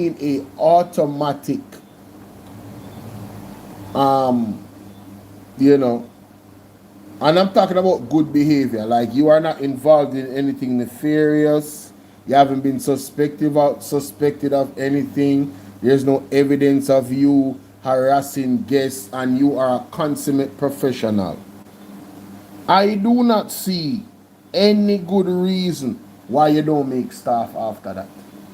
You're talking about 365 days of your life. There should be no contract that extends 365 days. And if a hotel, they have to put the laws in place to protect the citizens of Jamaica.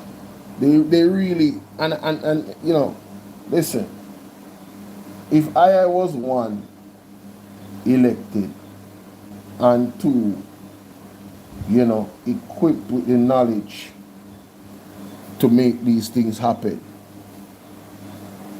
me can tell you, Jamaica, as a leader, yeah, I would be results based. When I am done, there will be no question. Call me the MJ of politics. When I am done, there will be no question. No question. Because I'm going to be open and honest with the people.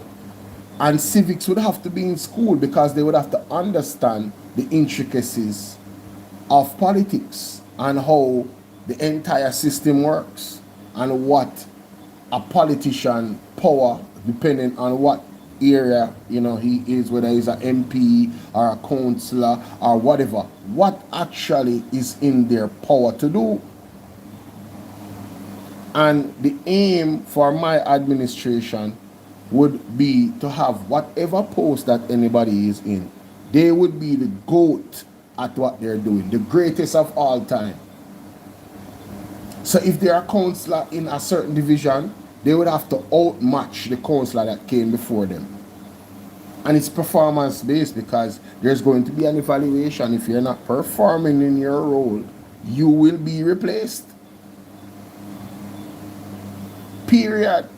So if we have this, we can't have an issue like this for years and years and years.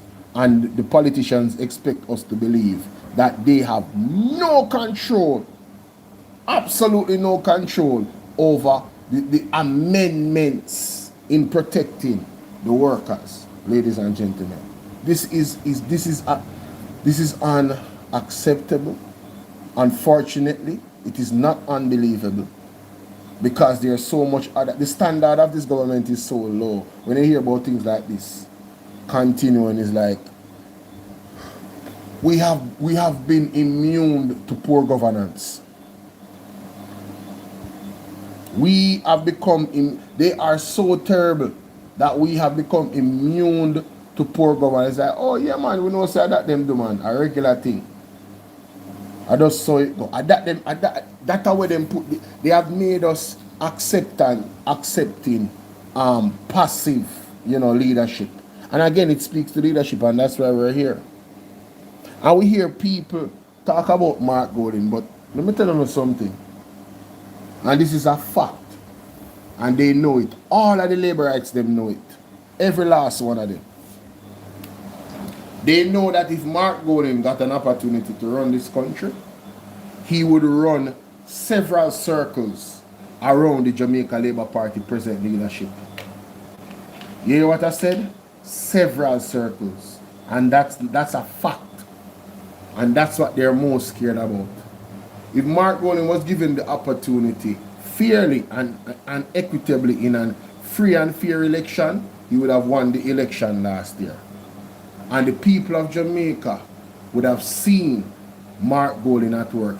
He's not a man that is fearful of hard work, you know, because he's building the type of muscle memory, taking the PMP from, I mean, literally political solitude, being locked away forever, never seen another victory again. He has taken them from that to, you know, they won the election.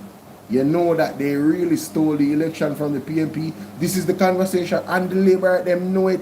The Labour, them know it in their heart. Them know say Mark Golding win the election and the PMP. The things that them don't know. Them know the seat them will get robbed up. Jamaica, them know the seat them will get robbed up. So that's why they are pushing, and I'm sidetracking. That's why they are pushing this Damien Crawford thing so much. All of the Labour Rights Station them. Because they want to sow this card amongst the PMP. You don't fall for the banana in a tailpipe here. Mr. Damien Crawford has been very honest. The man have ambition to become a leader one day, but at this time, he will not do anything to destroy the stance and the position of the party. The party is in a strong space right now. No? The People's National Party is in a strong space, and I will go further. You see, if it wasn't for Hurricane Melissa, even ministers like Miss Perkis, she would be doing more in Parliament. But Hanover is in crisis, ladies and gentlemen. She has to be on the ground. You understand? It's very difficult. Right? I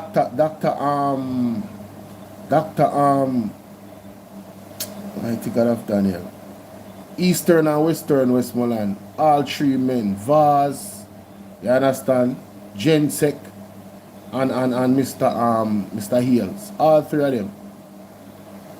Dr. Dayton Campbell, all three of them, right? And Dwayne Vaz and Ian Hales. They are really wrapped up, you know, ladies and gentlemen, with their constituency. You know, it's almost like they are the prime minister of their constituency with little to no resources that they themselves would manage and you know, delegate here and there. You see what Dr. Dayton Campbell is doing? Farming. Have you got, as a matter of fact, let's go to Dr. Dayton Campbell's page on Instagram. Let me give you guys an update, because it's been a while, right? It's been a while. Let me give you guys an update. Dayton Campbell.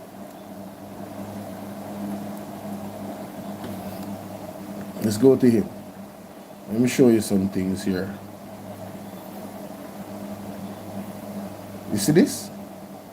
Fully active. Fully active hydroponic farming. I want to get into this as well. You see that? Hydroponic farming. You see that? Lettuce. Hydroponic farming. Westmoreland needs food. What is Dr. Dayton Campbell doing? Making, farming, food. St. Elizabeth needs food. Food, Jamaica. Food. You see that? You see the man yard? You see the ground? You see it set up? I want to get involved in this. I have had my eye on it for months now. Even before Hurricane Melissa. See it here? See it here? Man working, man. Man working, Jamaica. See there? Look at that. You see that? Look at the ease in which it's done. You see that? I don't know why it's not playing, you know, man. I have it turned up. No volume. Oh. Let's see if something else is playing. Look at that. Beautiful. Beautiful. Pop chow, lettuce, lush green, Farmer Campbell are doing things. See there? End product. End product. Watcha. Watcha. Pop choy that, you know? Watcha. Look at that. Look at that. You don't know lettuce expensive? Yo, me say, if I even feed my family, man, this is something me definitely. See there? Eat your own food. Eat your own food. Mr. Dr. Nathan Campbell has responded, ladies and gentlemen. How our MPs to respond. See, this is the birth of it. See there? This was the birth of it. When them just start and lay down the thing. Don't get it twisted. Hundreds of thousands of dollars you look on right, so in terms of the setup. You get me? Yeah, man. True. That the size there, hundreds of thousands of dollars. Because I call the hydroponic people and ask them what is the packages that they have. You get me? It takes time, you know, like any other farming, you know, but to be quite honest with you, it's way easier than the regular style of farming. You get me? It's way easier. Way easier indeed. Oh gosh, the music. You can't do the music. Can't do the music. So, you know, I don't know if you guys remember the first video you saw from Dr. Nathan Campbell when Hurricane Melissa hit. And you could see the distress, like he experienced and was experiencing what the people were experiencing. And that's why it was so overwhelming. You guys remember when Daryl Vaz criticized Dr. Nathan Campbell saying that he was crying crocodile tears? No, those are real tears, ladies and gentlemen. Those are real tears. That it was a lot. It was a lot. It was a lot. It was a lot. Listen, this was October 23rd, 2025. So this was before Hurricane Melissa. Member of Parliament from Eastern Westmoreland. As we are making some preparations for the impending storm, Melissa, I want to use this opportunity just to say a few words to the constituents of Eastern Westmoreland. First and foremost, I want all residents to please pay attention to the news and to take this warning seriously. It is to your benefit for you to make adequate preparation. That means you're going to get some non-perishable items, you're going to get some batteries, you're going to make sure that you can survive should we lose electricity for a couple of days. Additionally, you want to be able to have food to eat, so you need to get some canned stuff, non-perishable things that you can have. You also want to ensure that those trees and things that are close to your accommodation, that you cut the limbs, so that in the event that the storm should come, it will not cause those limbs to fall onto your property and create further damage. For persons who are in the agricultural sector, in agronomy, you would want to ensure that you can secure your crops as best as possible. If they are close to maturity, then you might want to reap from now. For those who have livestock, then you want to secure those properly. And for the fisher folks, all the way from Bluefields into Whitehouse, I am begging those persons, please to yield to the warnings and take precautionary measures. This is not the time for you to be at sea. We have an allocation that has been made through NWA, and we're currently having the contractor and the NWA officer on the road as we are identifying and cleaning the drains. This allocation was only made on Thursday of this week, which is yesterday, and as such, we're just in that preparation phase. We intend to get the drains clean between today and tomorrow. So I really want to say to persons, please listen to the information, ensure that you have accurate information, know the numbers that you're to call in cases of emergency. And for those females who are pregnant, the medical officer has given a warning, which I want to endorse, that persons who are a month away from their delivery date, that they should try and get accommodation with somebody, that a relative or friend that lives close to a medical facility. So in the need that you should go into labor, you would be able to have a safe delivery.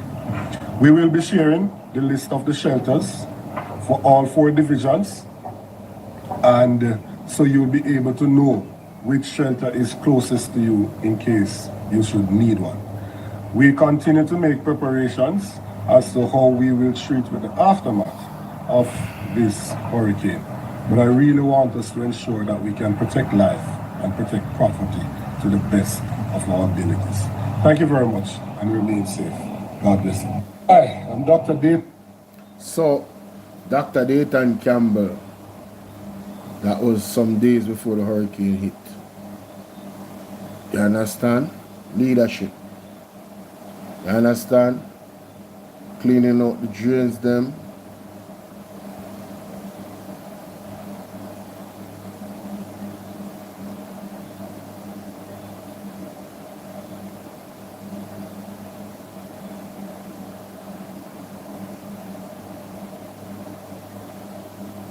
Look at yo, yo, look at them drain there.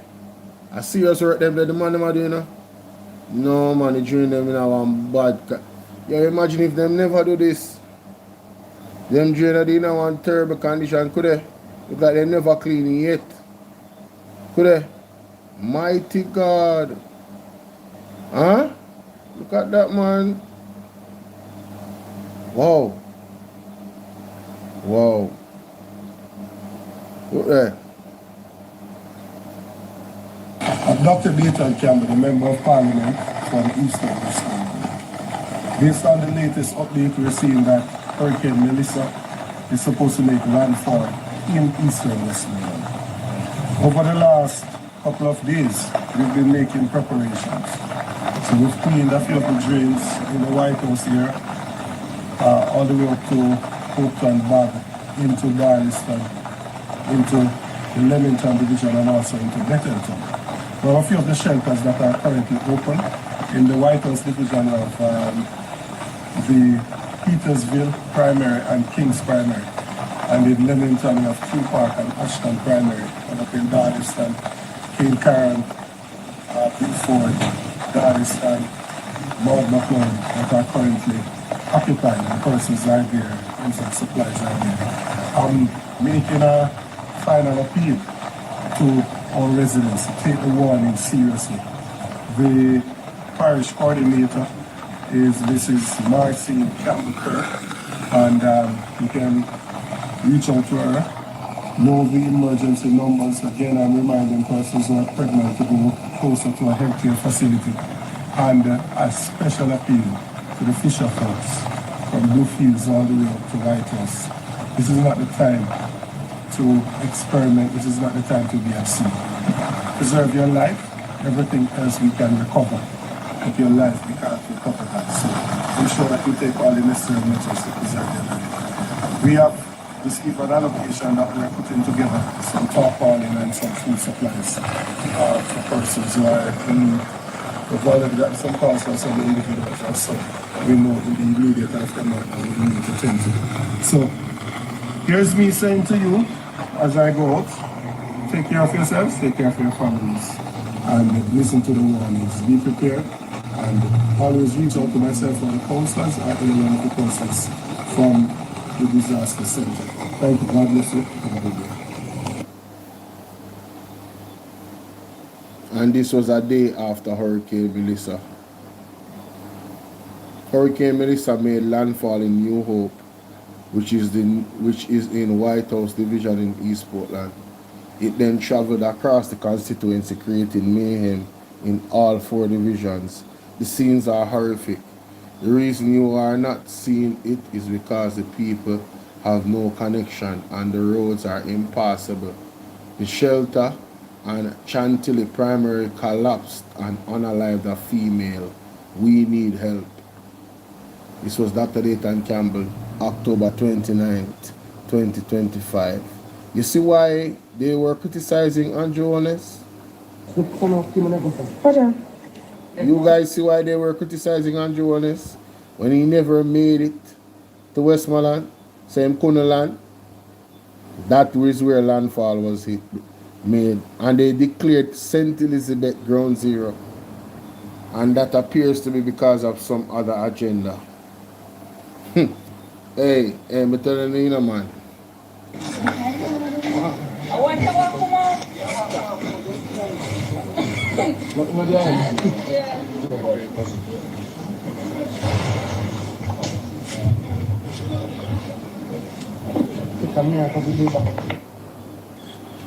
Four bodies in Darlistan, right? At this time, 29th. Can't move because the roads are impassable. Wow. I don't think Jamaica has truly, all of Jamaica has truly, I don't know, comprehend what happened in Westmoreland and these places. I don't think we truly get it. And I think a lot of people are very insensitive, especially the lab rat them that only see green. They're very insensitive. Oh, because this is an era where PMP1, they disgracefully speak as if the people don't deserve help because they never voted for Andrew. As a leader, I could not stand by and hear supporters of my party and me say that I would condemn them. I would openly condemn those types of talks. Because it's not right. That's what a leader of principle does. You understand? That's what a leader of principle does. Wow.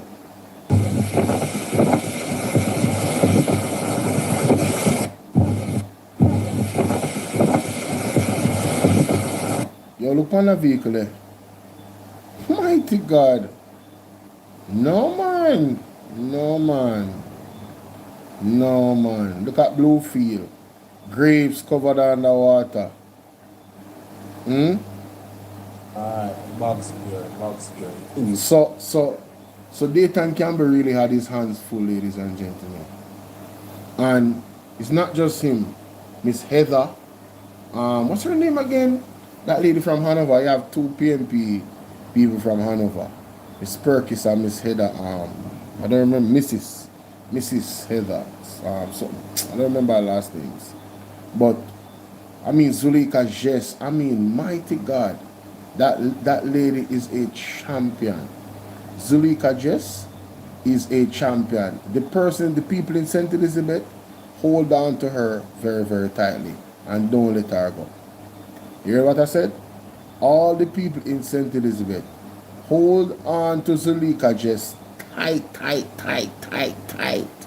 Treat her like a prime minister. She a your prime minister. A son of a treat her. People in my East Portland, hold on Mr. Isaac Buchanan, tight, tight, tight, tight, tight. People in my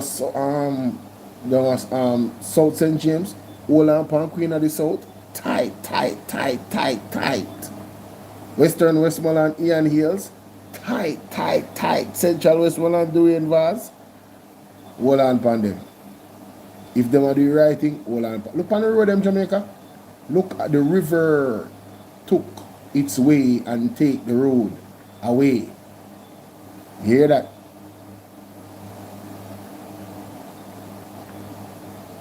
These people are still in a devastating situation in these areas. Yeah. I think they really need to do a then and now of Westmoreland. after 4 months.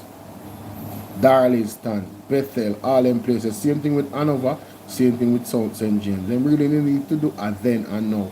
Where are we after 4 months? Where are we? And what has the government done to affect where we are, to help the people of Jamaica? We're talking about leadership. Where are we? Where are we? Devastating, man. Devastating Jamaica. Devastating. Zane, roof, gone. Light wire down, everything down.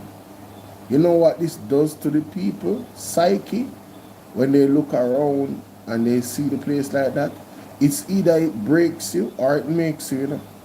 And unfortunately, a lot of people become broken. Unfortunately, it's the truth.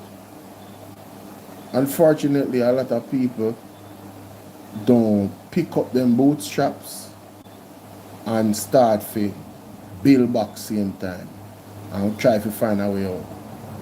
Only a few do that. And even the ones that do that, at some point, when everything sinks in, they have those moments when, you know, the emotion is just too much. And they have to let it out. They have to cry, they have to deal with that emotion. Whether privately or publicly, they have to deal with it. And some people hold it up longer than some. But when it boil over, it just boil over, and you can't do no more. You can't hold it no more. You see me? Can't hold it no more, Jamaica. Can't hold it no more. A one house this, so me see, watch out, I'll be a concrete house alone, me see. A whole on in this area. Boy, please, mash up.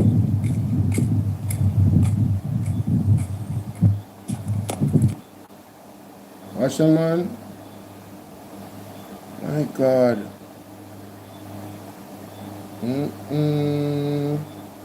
Yo, me can't even imagine what happened to the people in Westmoreland, because my area, I just see tail storm we get.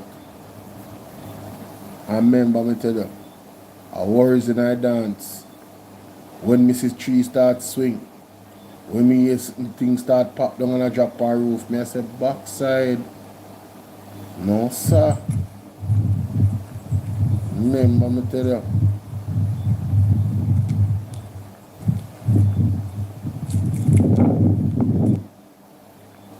In the news,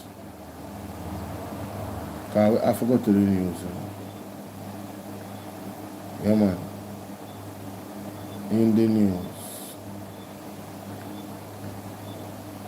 Mom of New Year baby share mixed emotion 2 months into journey. Okay. Where she is from. For young Jamaicans, the decision to start a family is becoming increasingly complex. The cost of living continues to rise, so young couples have, mighty God, you don't say this or something I have to really look into though. I have to look into the article, you know. This is lived experiences. So we definitely have to look into this article. Hopefully it you know,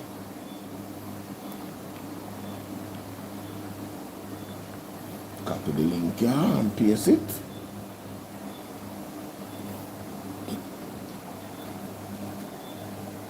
As I don't know why I'm saying. Glean, I not too late. We're right here. Who is here?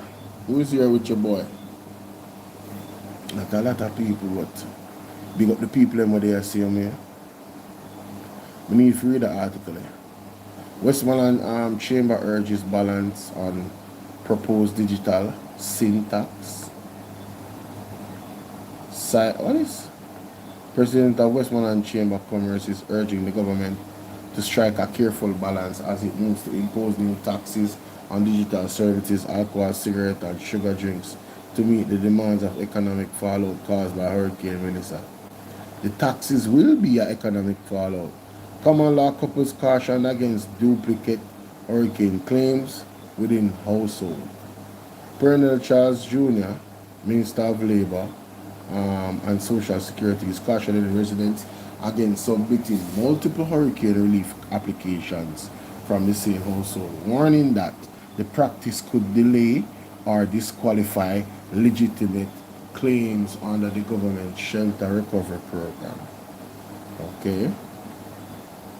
The Child Protection Family Services Agency says it's expressing profound outrage and sorrow at the unaliving of the 3-year-old boy and the injury of his 8-year-old brother and their father in gun attack at their home in Denham Town, Kingston. Earlier this morning, the agency described the incidents as senseless acts of violence. Why would I hear nothing from Andrew yet?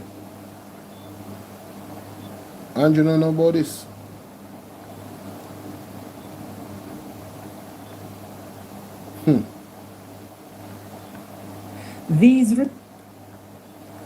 The killing of a 3-year-old child in such a vicious and callous manner is beyond heartbreaking. It is unconscionable.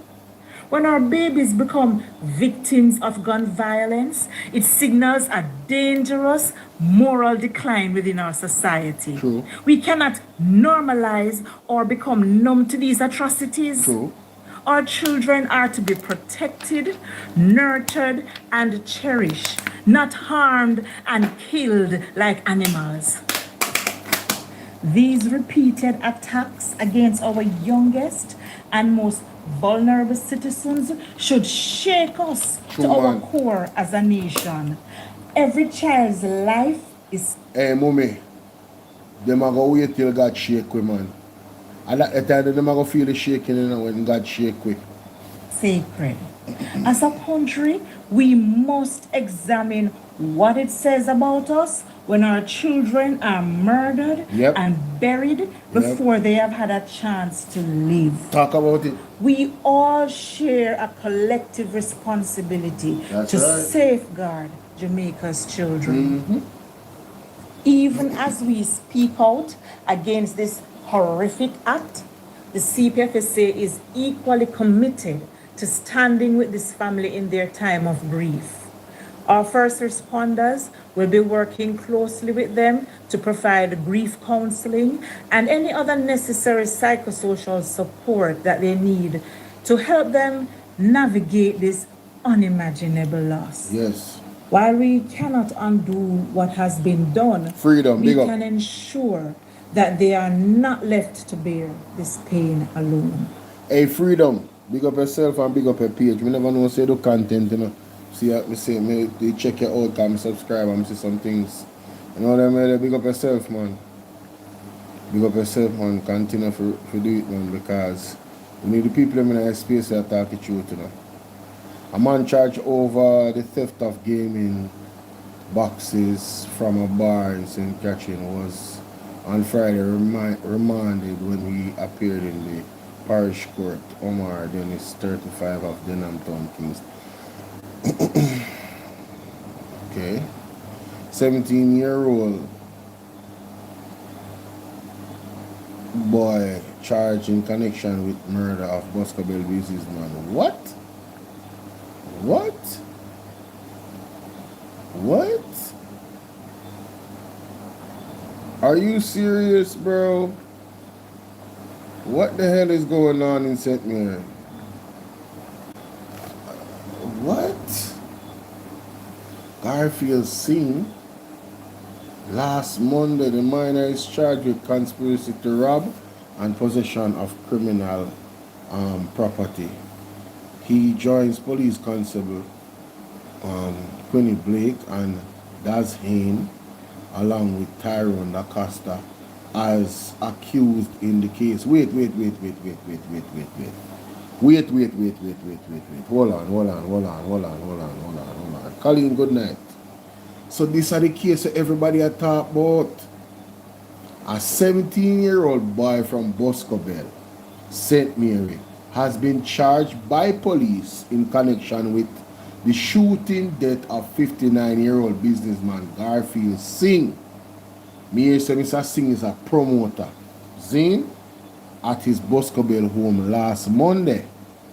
The minor is charged with conspiracy to rob and possession of criminal property. He joins police constables Queenie Blake and Daz Hien along with Tyrone Acosta as accused in the case. So 4 of them.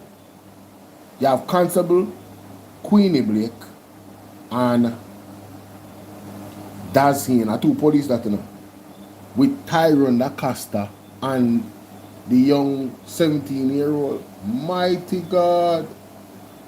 Well on there. The 3 men were charged on Thursday, February 19th. That are the 3 before the 17-year-old. Reports from the Port Maria police are that approximately 3:30 a.m. residents heard banging followed by gunshot at Singh's residence. Checks were made and the police were summoned. The businessman was found with multiple gunshot wounds. He was transported to hospital where he was pronounced dead. Following investigation, investigations into the murder, a case file was prepared and submitted to the Office of the Director of Public Prosecution for a ruling. The police say that 17-year-old was subsequently charged after he gave a caution statement outlining his involvement in the commission of the crime. My goodness. Jamaica, what is going on in our beloved country? Nowhere not safe. All type of people involved in a crime. 17-year-old everybody. No, sir. Why am I tell you say, hey, it bad. It really bad. No, that one is shit, man. Me not lie. You see this? Oh, God. Look at this. Look at this young lady. Nikisha Black. Before diagnosed with stage 3 colorectal cancer. I don't even know what that means, but bro, look at her. I thought I was thinking this is her daughter, you know? Mighty God. People, I hope that this lady gets some unconventional help, you know, from the herbs, from God, from the earth, the connection with God. I hope she get that help and come back. 34-year-old, you know, mother of 3, you know. Oh God. And at Bethel Town she lived, then nobody she have a disaster where she go through in a Westmoreland. No man. No man. No. This is really, really, really, really bad. Boy, miss, I hope that you are right to the most time. Lean pon him, man, because yo, this not safe. My goodness. I tell you, the article now home up, so I'm not going to waste some time, you know, because, yo, too much things to talk about, too much things to look into. And some of them more have to highlight, some more have to figure out, you know, what more have to put out there, mostly in terms of recording. Man unalived, 2 others injured after truck crashes into parked vehicle in Portland. No, man. One demon's leg in a Jamaica, man. Yeah, man. The angel of death leg in a Jamaica. This not normal. Watch out. One parked vehicle, bro.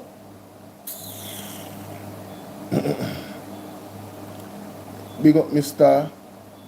I need that picture here, though. Share it to my page. And then I take down the picture. Need that picture there. Portland, everywhere. Baby mother denied Allen friends were gunmen gangsters. Alright.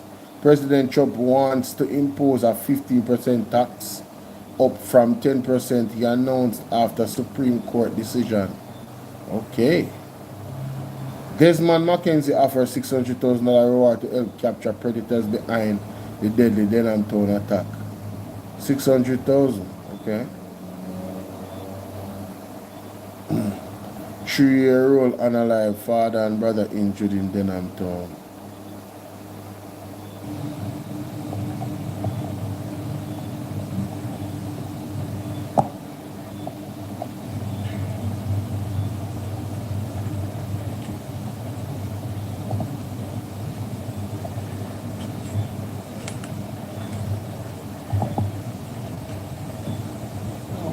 Where were you in that moment? They at work. I'm gonna get the car. I run after my work. When I look, I see my dear father lie down on the ground round the sun. And end up rushing my baby father, go out to public with him. When I look, I see emergency I come. When I look, I see I'm a 3-year-old. They look after we all me and cried and I said, mother, just take it easy and try. I couldn't manage, me end up come up. When I come out on the outside, when I look at me 8-year-old, I come in a car again. Father and 2 sons. And then never 6-year-old in there on the bed. When it's 3-year-old and 8-year-old. I don't know how I'm going to say. In the house to shoot and go. Oh God, man. Jamaica, we have to pray for that lady there, you know. She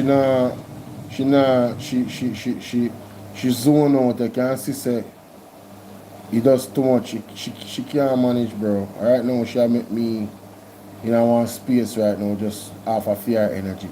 I tell her. She can't manage, bro. You can see it, her whole anything can happen to her right there, so. She could have collapsed and dropped down and faint and wake up.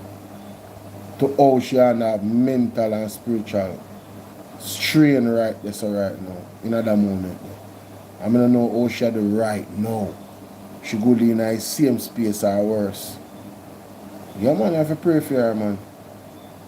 Mighty God, what is this? Bleach.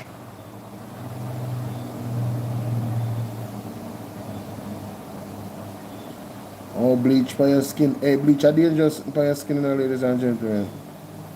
Yeah, man, you have to be careful. That's why, you have to use your gloves. So we don't really like doing something about 3 shot, 1 fatal. Oh, this is the same story. No instant relief. Immediate benefits not expected by Jamaican exporters as the U.S. Supreme Court strikes down Trump's tariffs. So the Jamaica Tea CEO, John Mahfood, while welcoming the United States Supreme Court's decision to strike down tariffs imposed by Donald Trump administration, has warned that he does not anticipate any immediate impact on Jamaica's exports to the U.S. as a result of yesterday's ruling. Speaking with the Gleaner yesterday, Mahfood said it will probably take a whole year, the whole of this year, before we may begin to see if prices will return to pre-tariff levels. Wow. When you hear that, Jamaica, more bitter medicine. And Mahfood has said that, yeah. Hey, John Mahfood has said that. You know it bad? You know it bad, you know?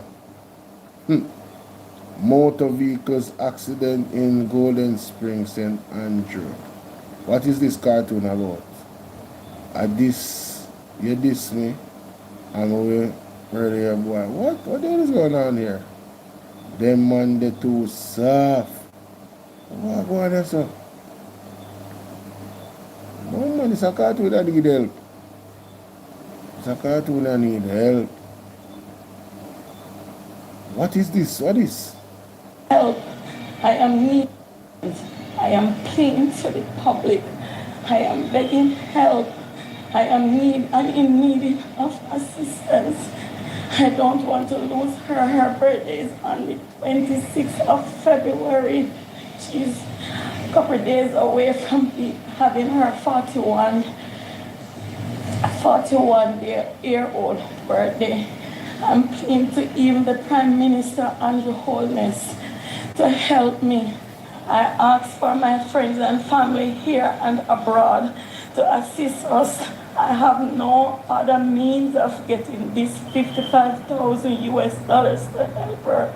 Please, I'm asking Jamaica to assist me. I beg you all for assistance. I am pleading to the public. I am begging. Yo, I'm not telling no lie. A while ago, I see that girl that picture up on Facebook, and I don't know if it's true, but it is said and it is alleged that the girl go at the gas station, figure war one next girl, one pump attendant over one man. This way me I say Jamaica, I don't know if it's true. That's what I heard. Zane, so she go war over one man allegedly, and it appears as if she go there with friends, because allegedly the pump attendant gets stabbed up. Hey, let me look on my phone and I can find back exactly. Because let me see. Hold on, let me pay. Let me go up on my Facebook. Let me see if I can find the back on my Facebook. See? Alright, Facebook. Alright, Facebook. Alright. Oh no, Facebook it never save. So it has scroll some other different thing, you know.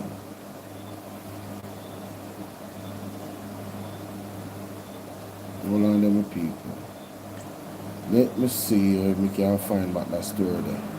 So allegedly, the girl go to the gas station to go confront the next woman where the pump attendant, and the pump attendant gets stabbed allegedly by another girl where allegedly come with this girl, and she was set ablaze, ladies and gentlemen.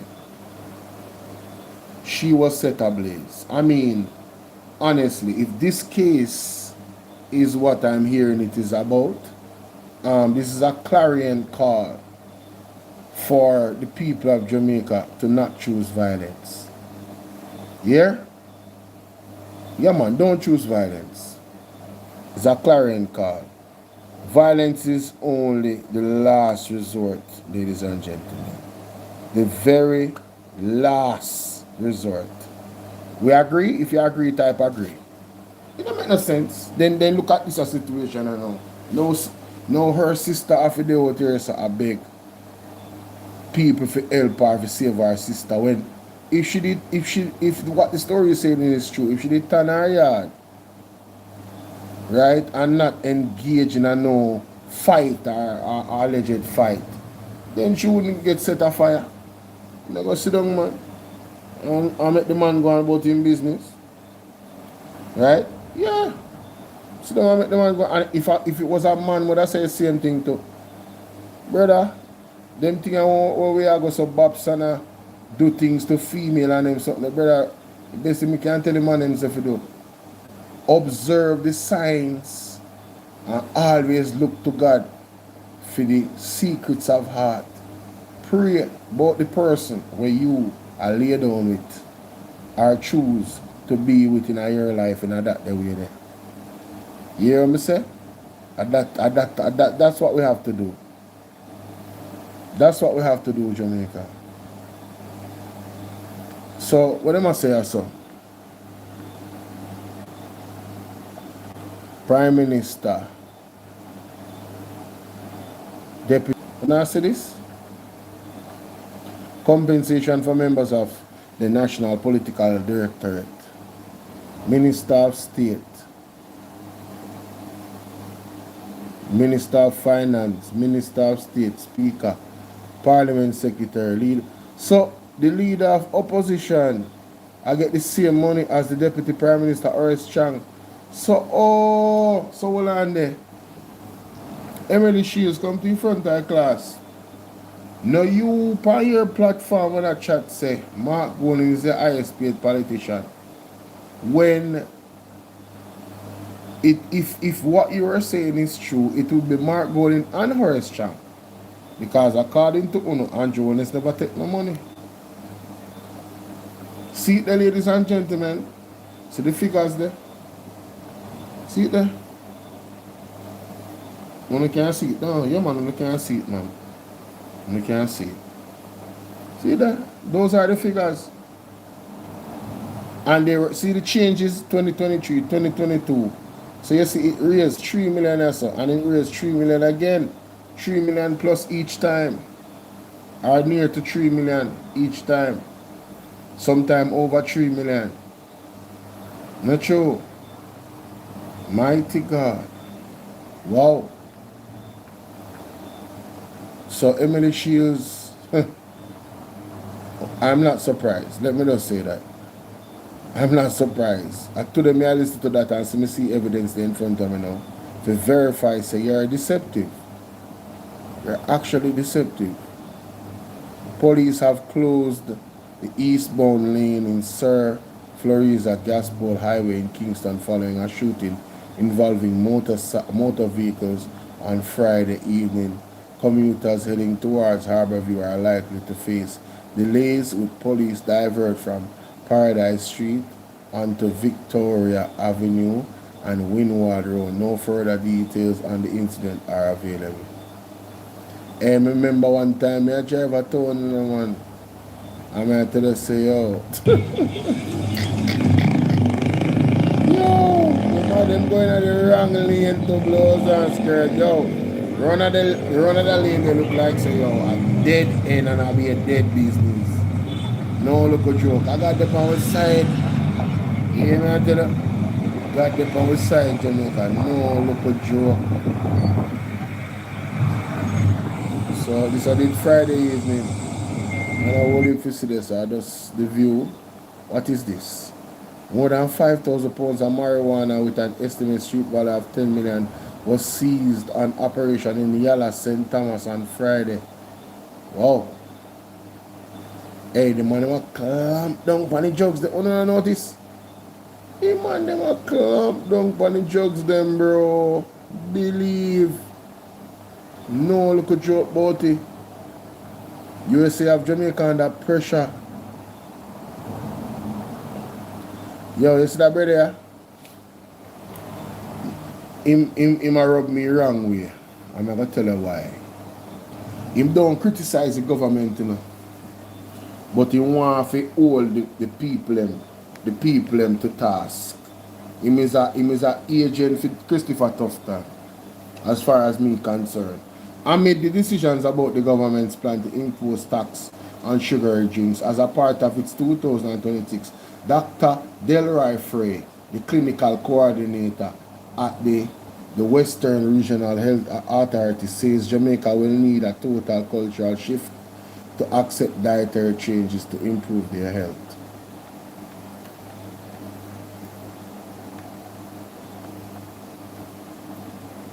I'm going to read that further tomorrow. 21-year-old police constable charged for murder of St. businessman. Yep, definitely need to have this one too. And that ties into all of the stuff that's going on in that case. Hanover's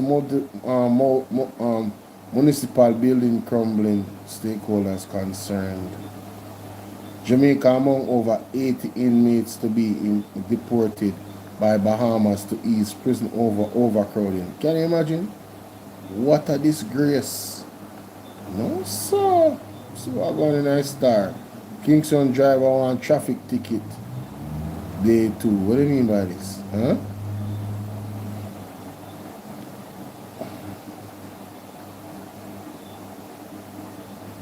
Arguing that drivers with outstanding tickets deserve the same opportunity now being offered in St. Catherine. How would them offer in St. Catherine? How would them offer in St. Catherine? Me hear more. Me hear more Jamaica. What am I offering in St. Catherine? I can read this. Drivers want traffic ticket day 2 by Tiffany Price, Star Writer. February 20th, 2026. Photo. Crowds flood the corporate area traffic court in Kingston during the 2023 traffic ticket amnesty, hoping to clear their records. Taxi operators in Kingston and St. Andrew are calling for a dedicated traffic ticket day in the corporate area, arguing that drivers with outstanding tickets deserve the same opportunity now being offered in St. Catherine. Set for March 4th, 2026, it will give motorists who received tickets in the parish from February 1st, 2018 onward and missed their court date a structured opportunity to have outstanding matters addressed. However, drivers are required to apply by midnight this Friday in order to benefit. Director of Client Services, Communications and Information at the Court Administration Division, Kedish Jarrett Fletcher, explained that motorists are given a specific period to settle tickets at the tax office. When you get that ticket, you have a specific number of days within which to pay it at the tax office. If you don't pay it within that time, then there's a date on the ticket that you have to appear in court, she said. Jarrett Fletcher added that motorists typically have 30 days to pay a ticket. If they miss both the payment window and the scheduled court date, the matter becomes outstanding and a warrant could be issued. While St. Catherine drivers prepare for the initiative, some Kingston taxi operators say they are struggling under mounting fines and warrants. Me can't work because dem tech set pon me and the amount a warrant dem have out, one driver told the Weekend Star. He said he recently paid $166,000 in fines and had his vehicle impounded. Dem tech when me car the other day, but how me if I pay the tickets? He claimed some drivers face even harsher realities. Last year, me go court me see man down dead with millions worth a ticket. One man alone have 36 warrant, and the officer say him have 25 more warrants if I get. A rideshare operator said he has over $80,000 in tickets and would like his day in court to have them addressed. Some of the tickets have incorrect information, and most time it's just police abuse than power, the drive said. He conceded that he has tickets for which he has not paid the fines and have also missed his court dates. Me intend if I pay it, yes, but me did miss the court date. Me not know why St. Catherine drivers deserve the forgiveness more than we. The same way dem can get a ticket day, we must can get it too, the driver said. Featured video. Other news stories. Alleged lottery scammer must forfeit BMW X6, pay $12 million, court rules. Haitian pastor charged with inappropriately touching 15. Why? Oh girl and Mamie. PNP, JLP supporters clash at Belfield Community Health Center opening. Teen stabbed after refusing to hand over phone, suspect charged. Dog shot during police operation in Wharton. Doctors welcome tax on sugary drinks. Kingston drivers want traffic ticket day too. New murals celebrate Mobey's creative pulse. Videos. Star CAP, Beanie Man reignites Dancehall King debate. Popcorn honored in Ghana, Winter Olympics. February 21st, 2026. Political chaos erupts at Belfield Community Health Center opening in St. Mary. Ease out. All right, so I got the taxi man I'm going with. Some of the tickets have incorrect information. Most times it's just police abuse. He conceded that he has tickets for which he has not paid the fines and have also missed his court dates. Intend to pay it, yes, but me did miss the court date. Me don't know why. St. Catherine drivers deserve forgiveness more than we. Me know say something like that, you know. Yeah, man, but that is something to protest about. That is something to protest about. Alleged lottery scammers must forfeit BMW X6, pay 12 million court rules. Rotted. Wait. What you say? A man involved in lottery scamming has been ordered by the Supreme Court to pay $12 million to authorities and hand over a BMW X6 sport utility vehicle valued $3.2 million. Damn. Left his scamming alone, brother. Jaja. Left that alone. Haitian pastor charged inappropriately touching a 15-year-old in Miami. Wow. Why am I telling you? What is going on in the world, man? Bridget, let me tell you something. Me no want no man round me youth them unsupervised. No, sir. Not at all. Not even for 1 minute. Not even 30 seconds. That me I tell you, that whole serious thing get right now. Yeah, man. No look a joke. And just man alone, or some woman too. I have some woman who they at school or some female way. You know? Yeah. So right now, nobody not safe. Nobody not safe, Jamaica. Hold on there. What is this now? Kingsman. Sizzla Capleton among top Jamaicans act slated for reggae fusion. Big show that. Big show that. Yes, this is what me did want to read. This is what me did want to read. This is the brother at Denton Smith. General. Me love him article them. The man always a it with it. Always a it with it Jamaica. Yeah man. Always. Yeah man, me know say you know is me I prepare because I say you know say I did not remember to take out that something there. Yes, so let me take out my picture so we can see whole screen. Let's read, ladies and gentlemen. Let's read.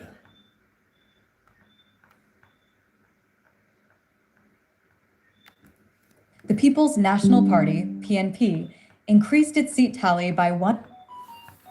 Denton Smith, what the PNP needs now is not upheaval, but stability. Coming out of last September's election, the People's National Party, PNP, increased its seat tally by 100%, still short of the needed majority to form government, but a massive improvement from its previous position. With another 2,000 votes in critical constituencies, the result could have been much different. The opposition team in Parliament is much stronger and so far has outshone the government in the proceedings of the House. After the loss, many are looking at the way forward and how the party can improve in its messaging and strategies, but some make the mistake to want to create upheaval because they want a leadership change. A football team doesn't fire the coach that just got them promoted to a higher league. They regroup by tweaking areas of weakness, but do all they can not to disturb the chemistry of the squad. It is the same with politics. It is clear Mark Golding was not the weakness of the PNP, so why the attempt to change him? The party needs to look at its history and see that it's in times of stability where it succeeds. One of the main talking points of the JLP is the division in the PNP, and it is used as a potent weapon against the party. So it baffles me that anyone who has a clue about organizational management would want to perpetuate that by creating another scenario of division. What is required of the PNP is for all hands to be on deck, focused on improving the party through an agreed body of work. It must have a united force holding the government accountable and showcase itself as the government in waiting. True. The egos and ambitions must be set aside to build a better party, not to split it into camps. The aim should not be to lead a party, but to lead government. It takes years to foster unity after every internal race, and years are what the PNP does not have on its side because the next election cycle begins next year, as the local government elections are due for 2028. Lose the gains made in 2024 and entertain certain defeat for 2030. I pray wisdom prevails and the personal ambitions are held in check for the greater good of the party and the country. It is said that those who chase after power are never good at handling it. A word to the wise is sufficient. Yo, I love that. I absolutely love that. Yeah, I absolutely love that. I'm gonna. That article was pretty short, so that's amazing and that's great. So what I can do now is send this to myself. Wait a minute.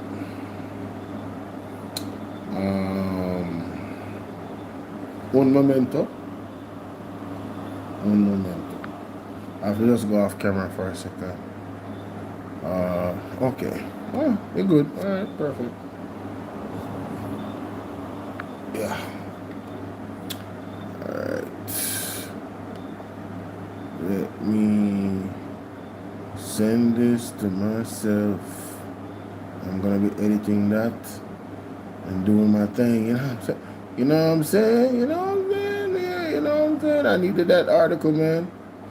Jamaica civil group Citizens' Rights says it notes the great concern the recent tabling of the Registration Act in the House of Representatives is calling for urgent established and joint select committee to accept submissions from the public before the bill is debated and passed. Don't you hear that? When you hear that, civil rights to the city calls for a parliamentary committee on registration shared community act. Right. Trump responds to Supreme Court. Okay. Michael Leachin declares mission for NCB going forward. Emirati mobility giant Rastamani Group taps Amber Connect to power AI fleet management.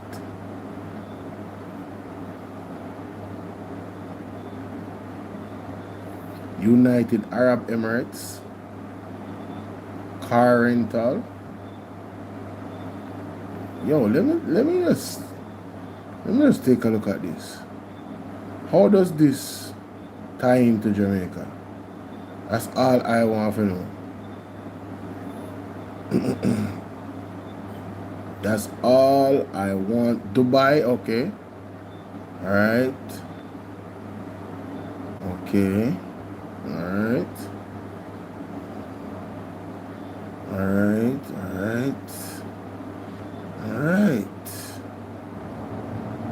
Oh, see, we are immensely proud to see Jamaican built technology selected by one of UAE's leading mobility groups. And let me tell you something. Anything we have this man involved in it, this man, I question it. And only time is gonna tell. Because me don't know how him come to represent Jamaica. How? This man don't come from Jamaica. Dushante, founder and CEO of Amber, said, "We are immensely proud to see Jamaican-built technology selected by one of the youth." Yo, I don't know about nobody else, but me feel like we get set up for failure. You hear what I said? You hear what I said? Alright. Can't say me. I look a bit of people there watch me, but all, let me see, 21 I want over here, so, and 12 I want over here, so. All I want to watch me right now, want to be my witness. And everybody else who watch replay, want to be my witness. You see that article here? You know what make me start? I just have a feeling say one day I have to come back to the article here. Let me start the article here. Yeah, man. Emirate mobility giant AW Rastamani Group taps Amber Connect to power AI fleet management. Mighty God.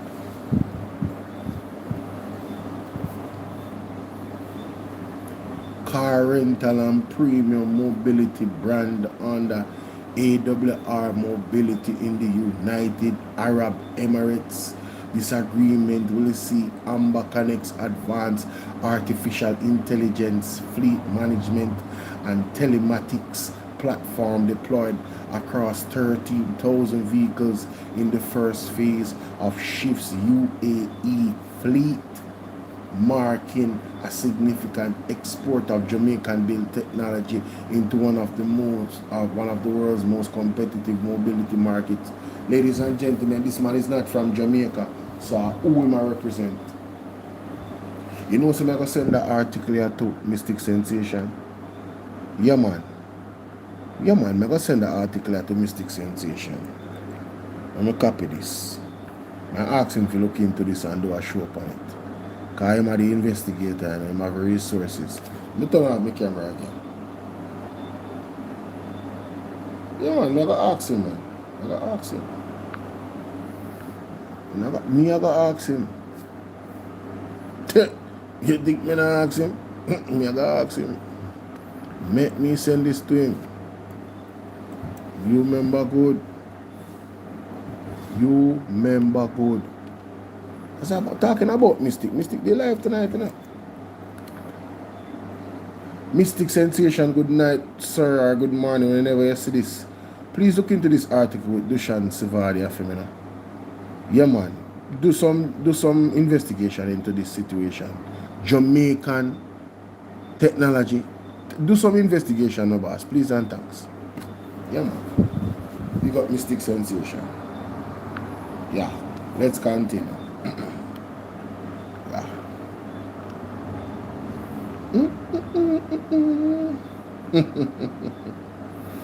Mighty God, what a tangled web. Maryland Governor weighs Moore's Jamaican family.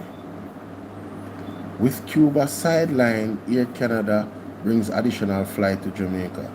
Wow. Bartlett honored with Global Tourism Resilience Lifetime Award. Hey. Me nah say nothing, you know. Me nah say a word. God and time. I have nothing to say. If there's anything in the darkness, it shall come to light. Where Mr. Jamaica? Hilton government failure to fix recurring port congestion deepens hurricane recovery costs. Opposition spokesperson on trade and global logistics Anthony Hilton is demanding government take immediate steps to clear up what he and People's National Party are calling man-made logistics crisis. Alright, I think this is... Big up Miss Perkins, sorry.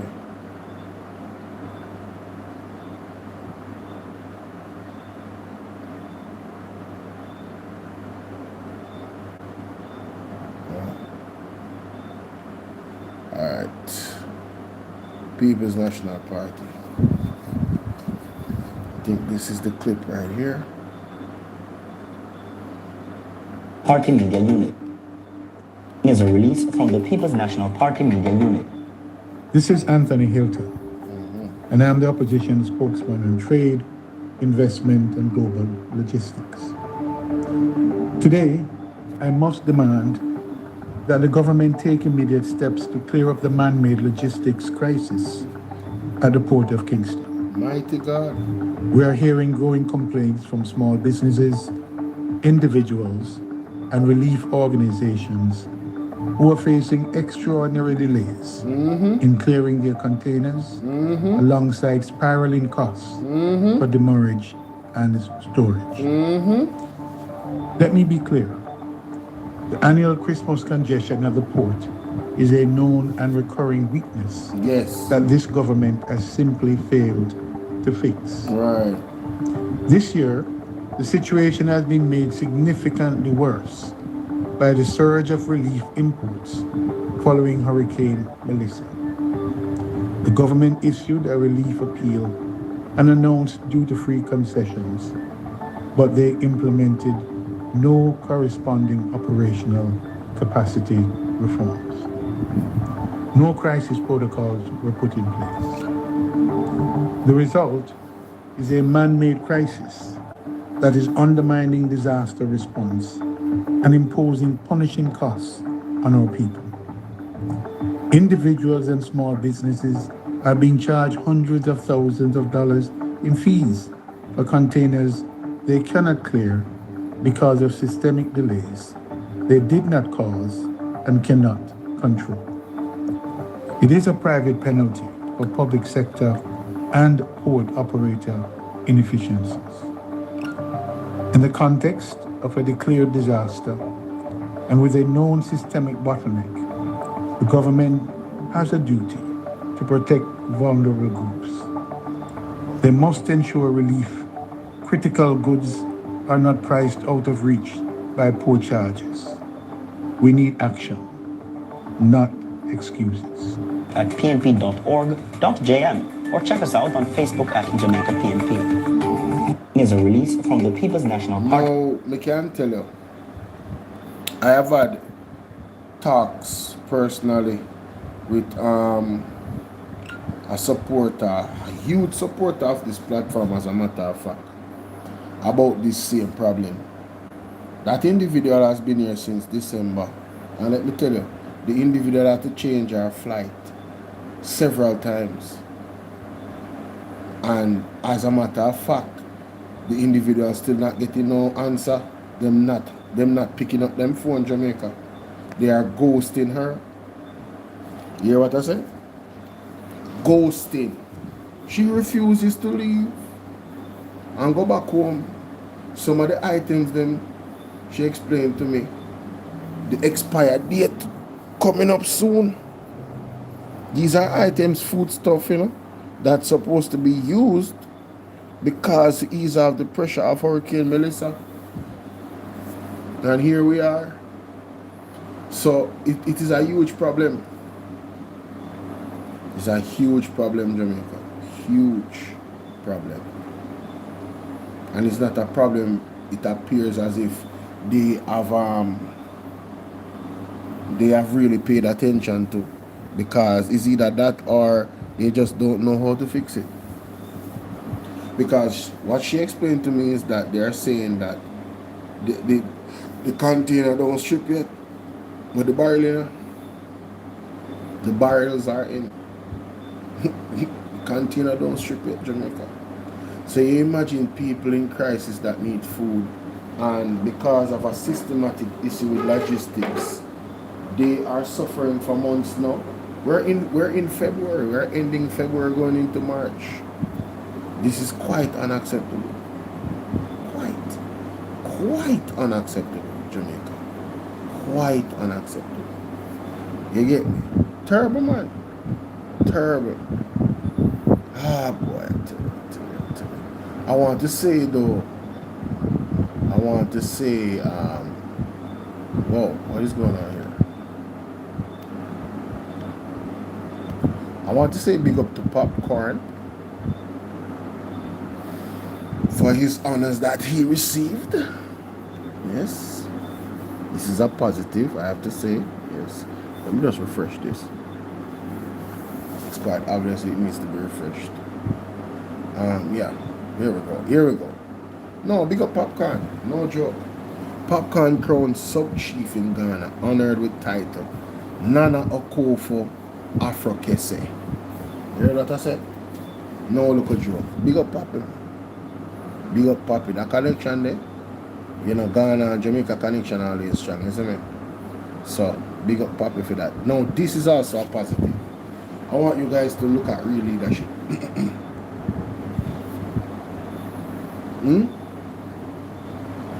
I need to get Burkina Faso news. I need a website that gives me Burkina Faso news. I really need to cheer myself up and remind myself that there is hope, that we can have a righteous leader, you know, unlike the ones we have here in Jamaica. I really want to have that experience when I listen to the news. I go, my God, we have a chance, Jamaica. We have a chance. I really, you know, really and truly wish that, yes. Ah, boy, I really, you know, let me see. Burkina Faso news websites. I really need to go and find their news. So africanews.com. Let me go here. All right. Where else? AI Jeriza. All right. Let me try that and check that out. Burkina Faso. This looks like .org. Okay. All right. Where else? Those are the three right at the top there. Albera. Let me try this one as well. All right. So let us have a look, ladies and gentlemen. Let us have a look.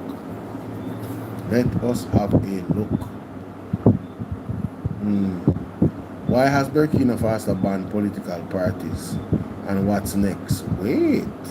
Burkina Faso military government dissolves political parties. No, I never know about this.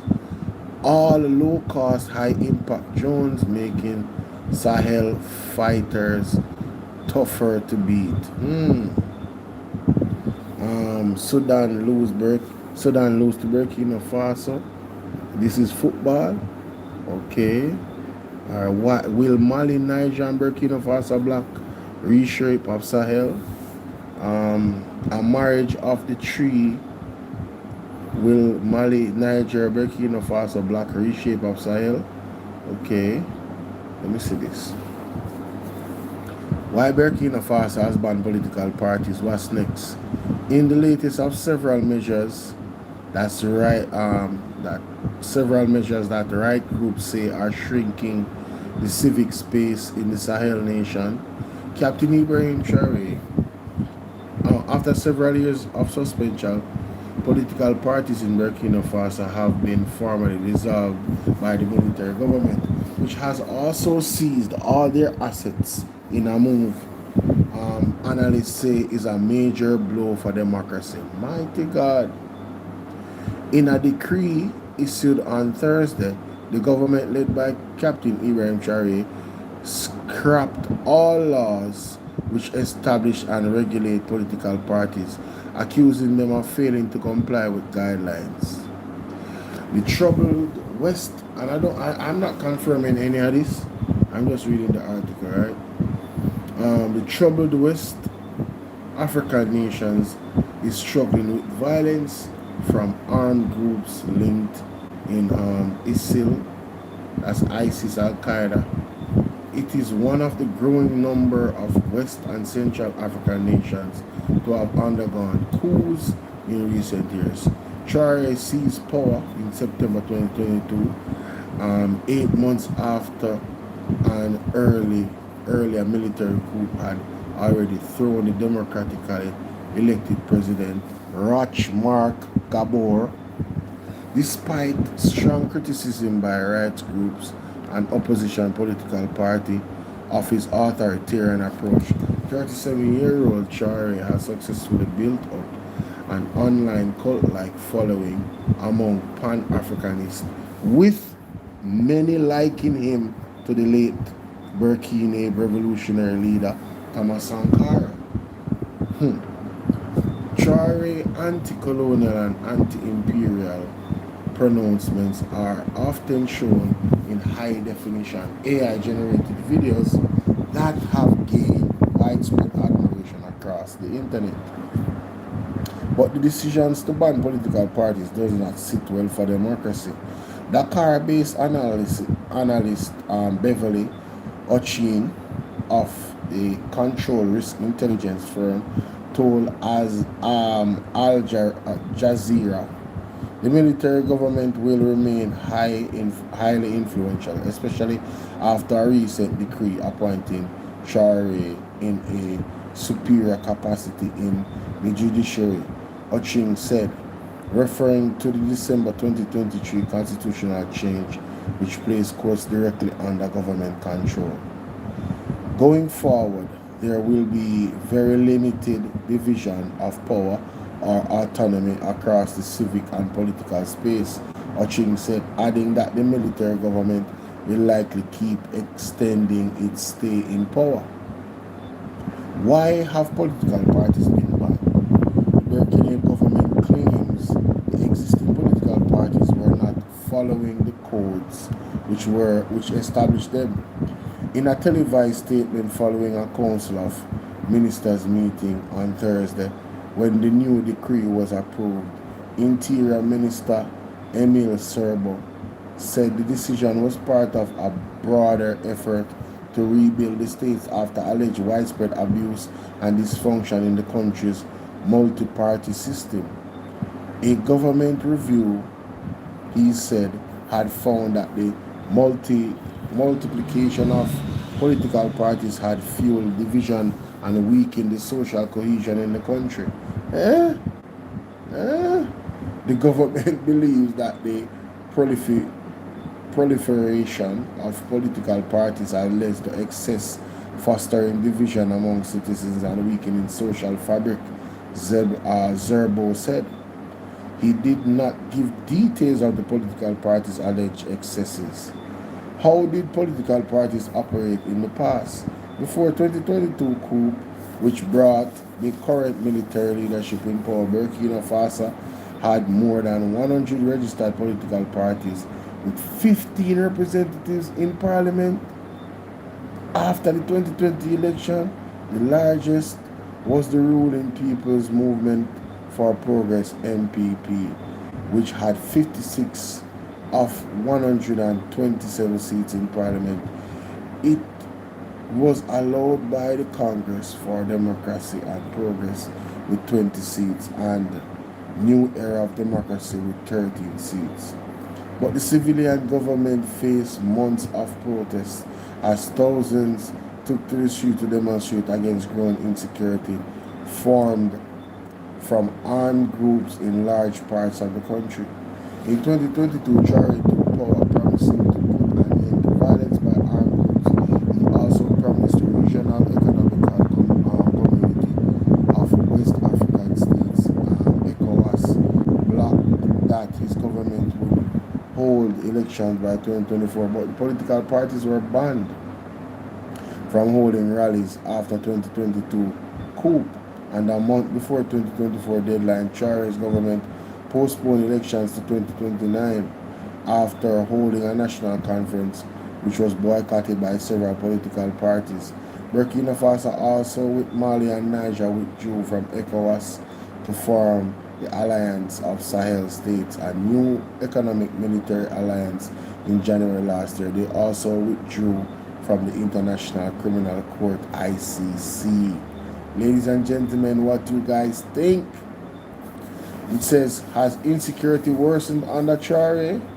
Landlocked Burkina Faso is currently grappling with several armed groups which have seized control of land in the country, north, south, and west, amounting to 60% of the country, according to the African Center of Strategic Studies. The most active groups are the Al-Qaeda, Jamaat, Nusrat, Al-Islam, Wal Muslimni, JNIM, and Islamic State Sahel Province, ISSP, which also operate in neighboring Mali and Niger. The groups want to rule over territories according to the strict Islamic laws and are opposed to secularism. By December 2024, all three alliances in Sahel countries had cut ties with former colonial power, France, and instead turned to Russian fighters for security support after accusing Paris of overly meddling in their country. Between them, they expelled more than 5,000 French soldiers who had previously provided support in the fight against armed groups. A smaller contingent of about 2,000 Russians security personnel is now stationed across all three countries. But violence in Burkina Faso and the larger Sahel region has worsened. Really? Fatalities have tripled in the 3 years since Traore took power to reach 17,775, mostly civilians. By last May, compared with the 3 years prior, when combined records deaths were 6,630, the ACSS recorded. September, Human Rights Watch accused JNIM and ISSP of massacring civilians in northern Djibo, Goram, and other towns, and of causing displacement of tens and thousands since 2016. This is a lot. Is it done? No, man. It almost done. Okay. You know what? I never knew it would be this long, guys. Volunteers for the Defense. HRW has also similarly accused the Burkinabe military and an allied militia group, Volunteers for the Defense of the Homeland, of atrocities against civilians suspected of cooperating with armed groups. In attacks on northern Nandin and Saro villages in early 2024, the military killed 223 civilians, including 56 babies and children, HRW said in an April 2024 report. Mali and Niger have similarly recorded attacks by the armed groups. Malian capital Bamako has been sealed off from fuel supplies by J9 fighters for months. On Wednesday night, the Nigerian military held off heavy attacks on the airport in the capital city, Niamey. No armed group has yet claimed responsibility. 2:45. Is the civic space shrinking in Burkina Faso? Since it took power, the government in Ouagadougou has been accused by rights groups of cracking down on dissent and restricting press and civic freedoms. All political activities were first suspended immediately after the coup. Advertisement. In April 2024, the government also took aim at the media, ordering internet service providers to suspend access to the websites and other digital platforms of the BBC, Voice of America, and HRW. Meanwhile, authorities have forced dozens of government critics into military service and sent them to fight against armed groups. Several prominent journalists and judges have been arrested after speaking out against increasingly restrictive rules on press and judiciary freedom. Abdul Gafaru Nakro, a deputy prosecutor at the country's high court, was one of at least 5 senior members of the judiciary to be forcibly conscripted and sent to fight armed groups in August 2024 after speaking out against the military government. Nakro's whereabouts are currently unknown. In April 2025, 3 abducted journalists resurfaced in a social media video 10 days after they went missing, in one example. All 3, Gazuma Sanogo, Bukari Uoba, and Luke Pagbelgum, were wearing military fatigues in an apparent forced conscription. They have all since been released. However, several others, including some opposition politicians, are still missing. 2152. So this is another side of Burkina Faso. I don't know if it's conspiracy. I don't know. I cannot say. I'm not there. But you know, a lot of things are possible. This website is what? rsf.org. Burkina Faso. Where is Moussa Sariba? Burkina Faso state still silent on journalists enforced disappearance. So, you know, even this website is asking about that. Anytime you see press freedom, you know, it's frowned upon, you know. Mali and Burkina Faso announced reciprocal travel ban on the United States. Burkina Faso rejects proposal to accept deportees from the United States. That was last year. Let me see. Any other recent article on this? That was 2025. We should have some fresh news, man. What's going on? This shouldn't be the most recent news. It shouldn't be the most recent news, innit? Shouldn't be the most recent news. So they must say a general of cult following online. Let's see here some now. When was this? Burkina Faso votes to join Vienna Convention as it continues path towards nuclear power.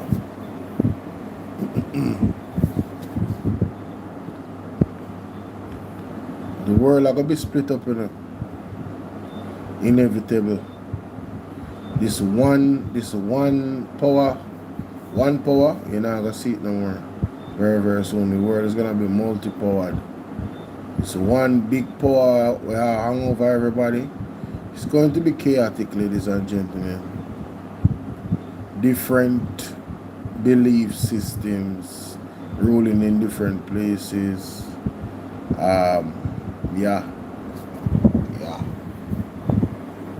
It's gonna be different. Anyway, I am gonna leave it there. Bless you guys. Thank you for being here.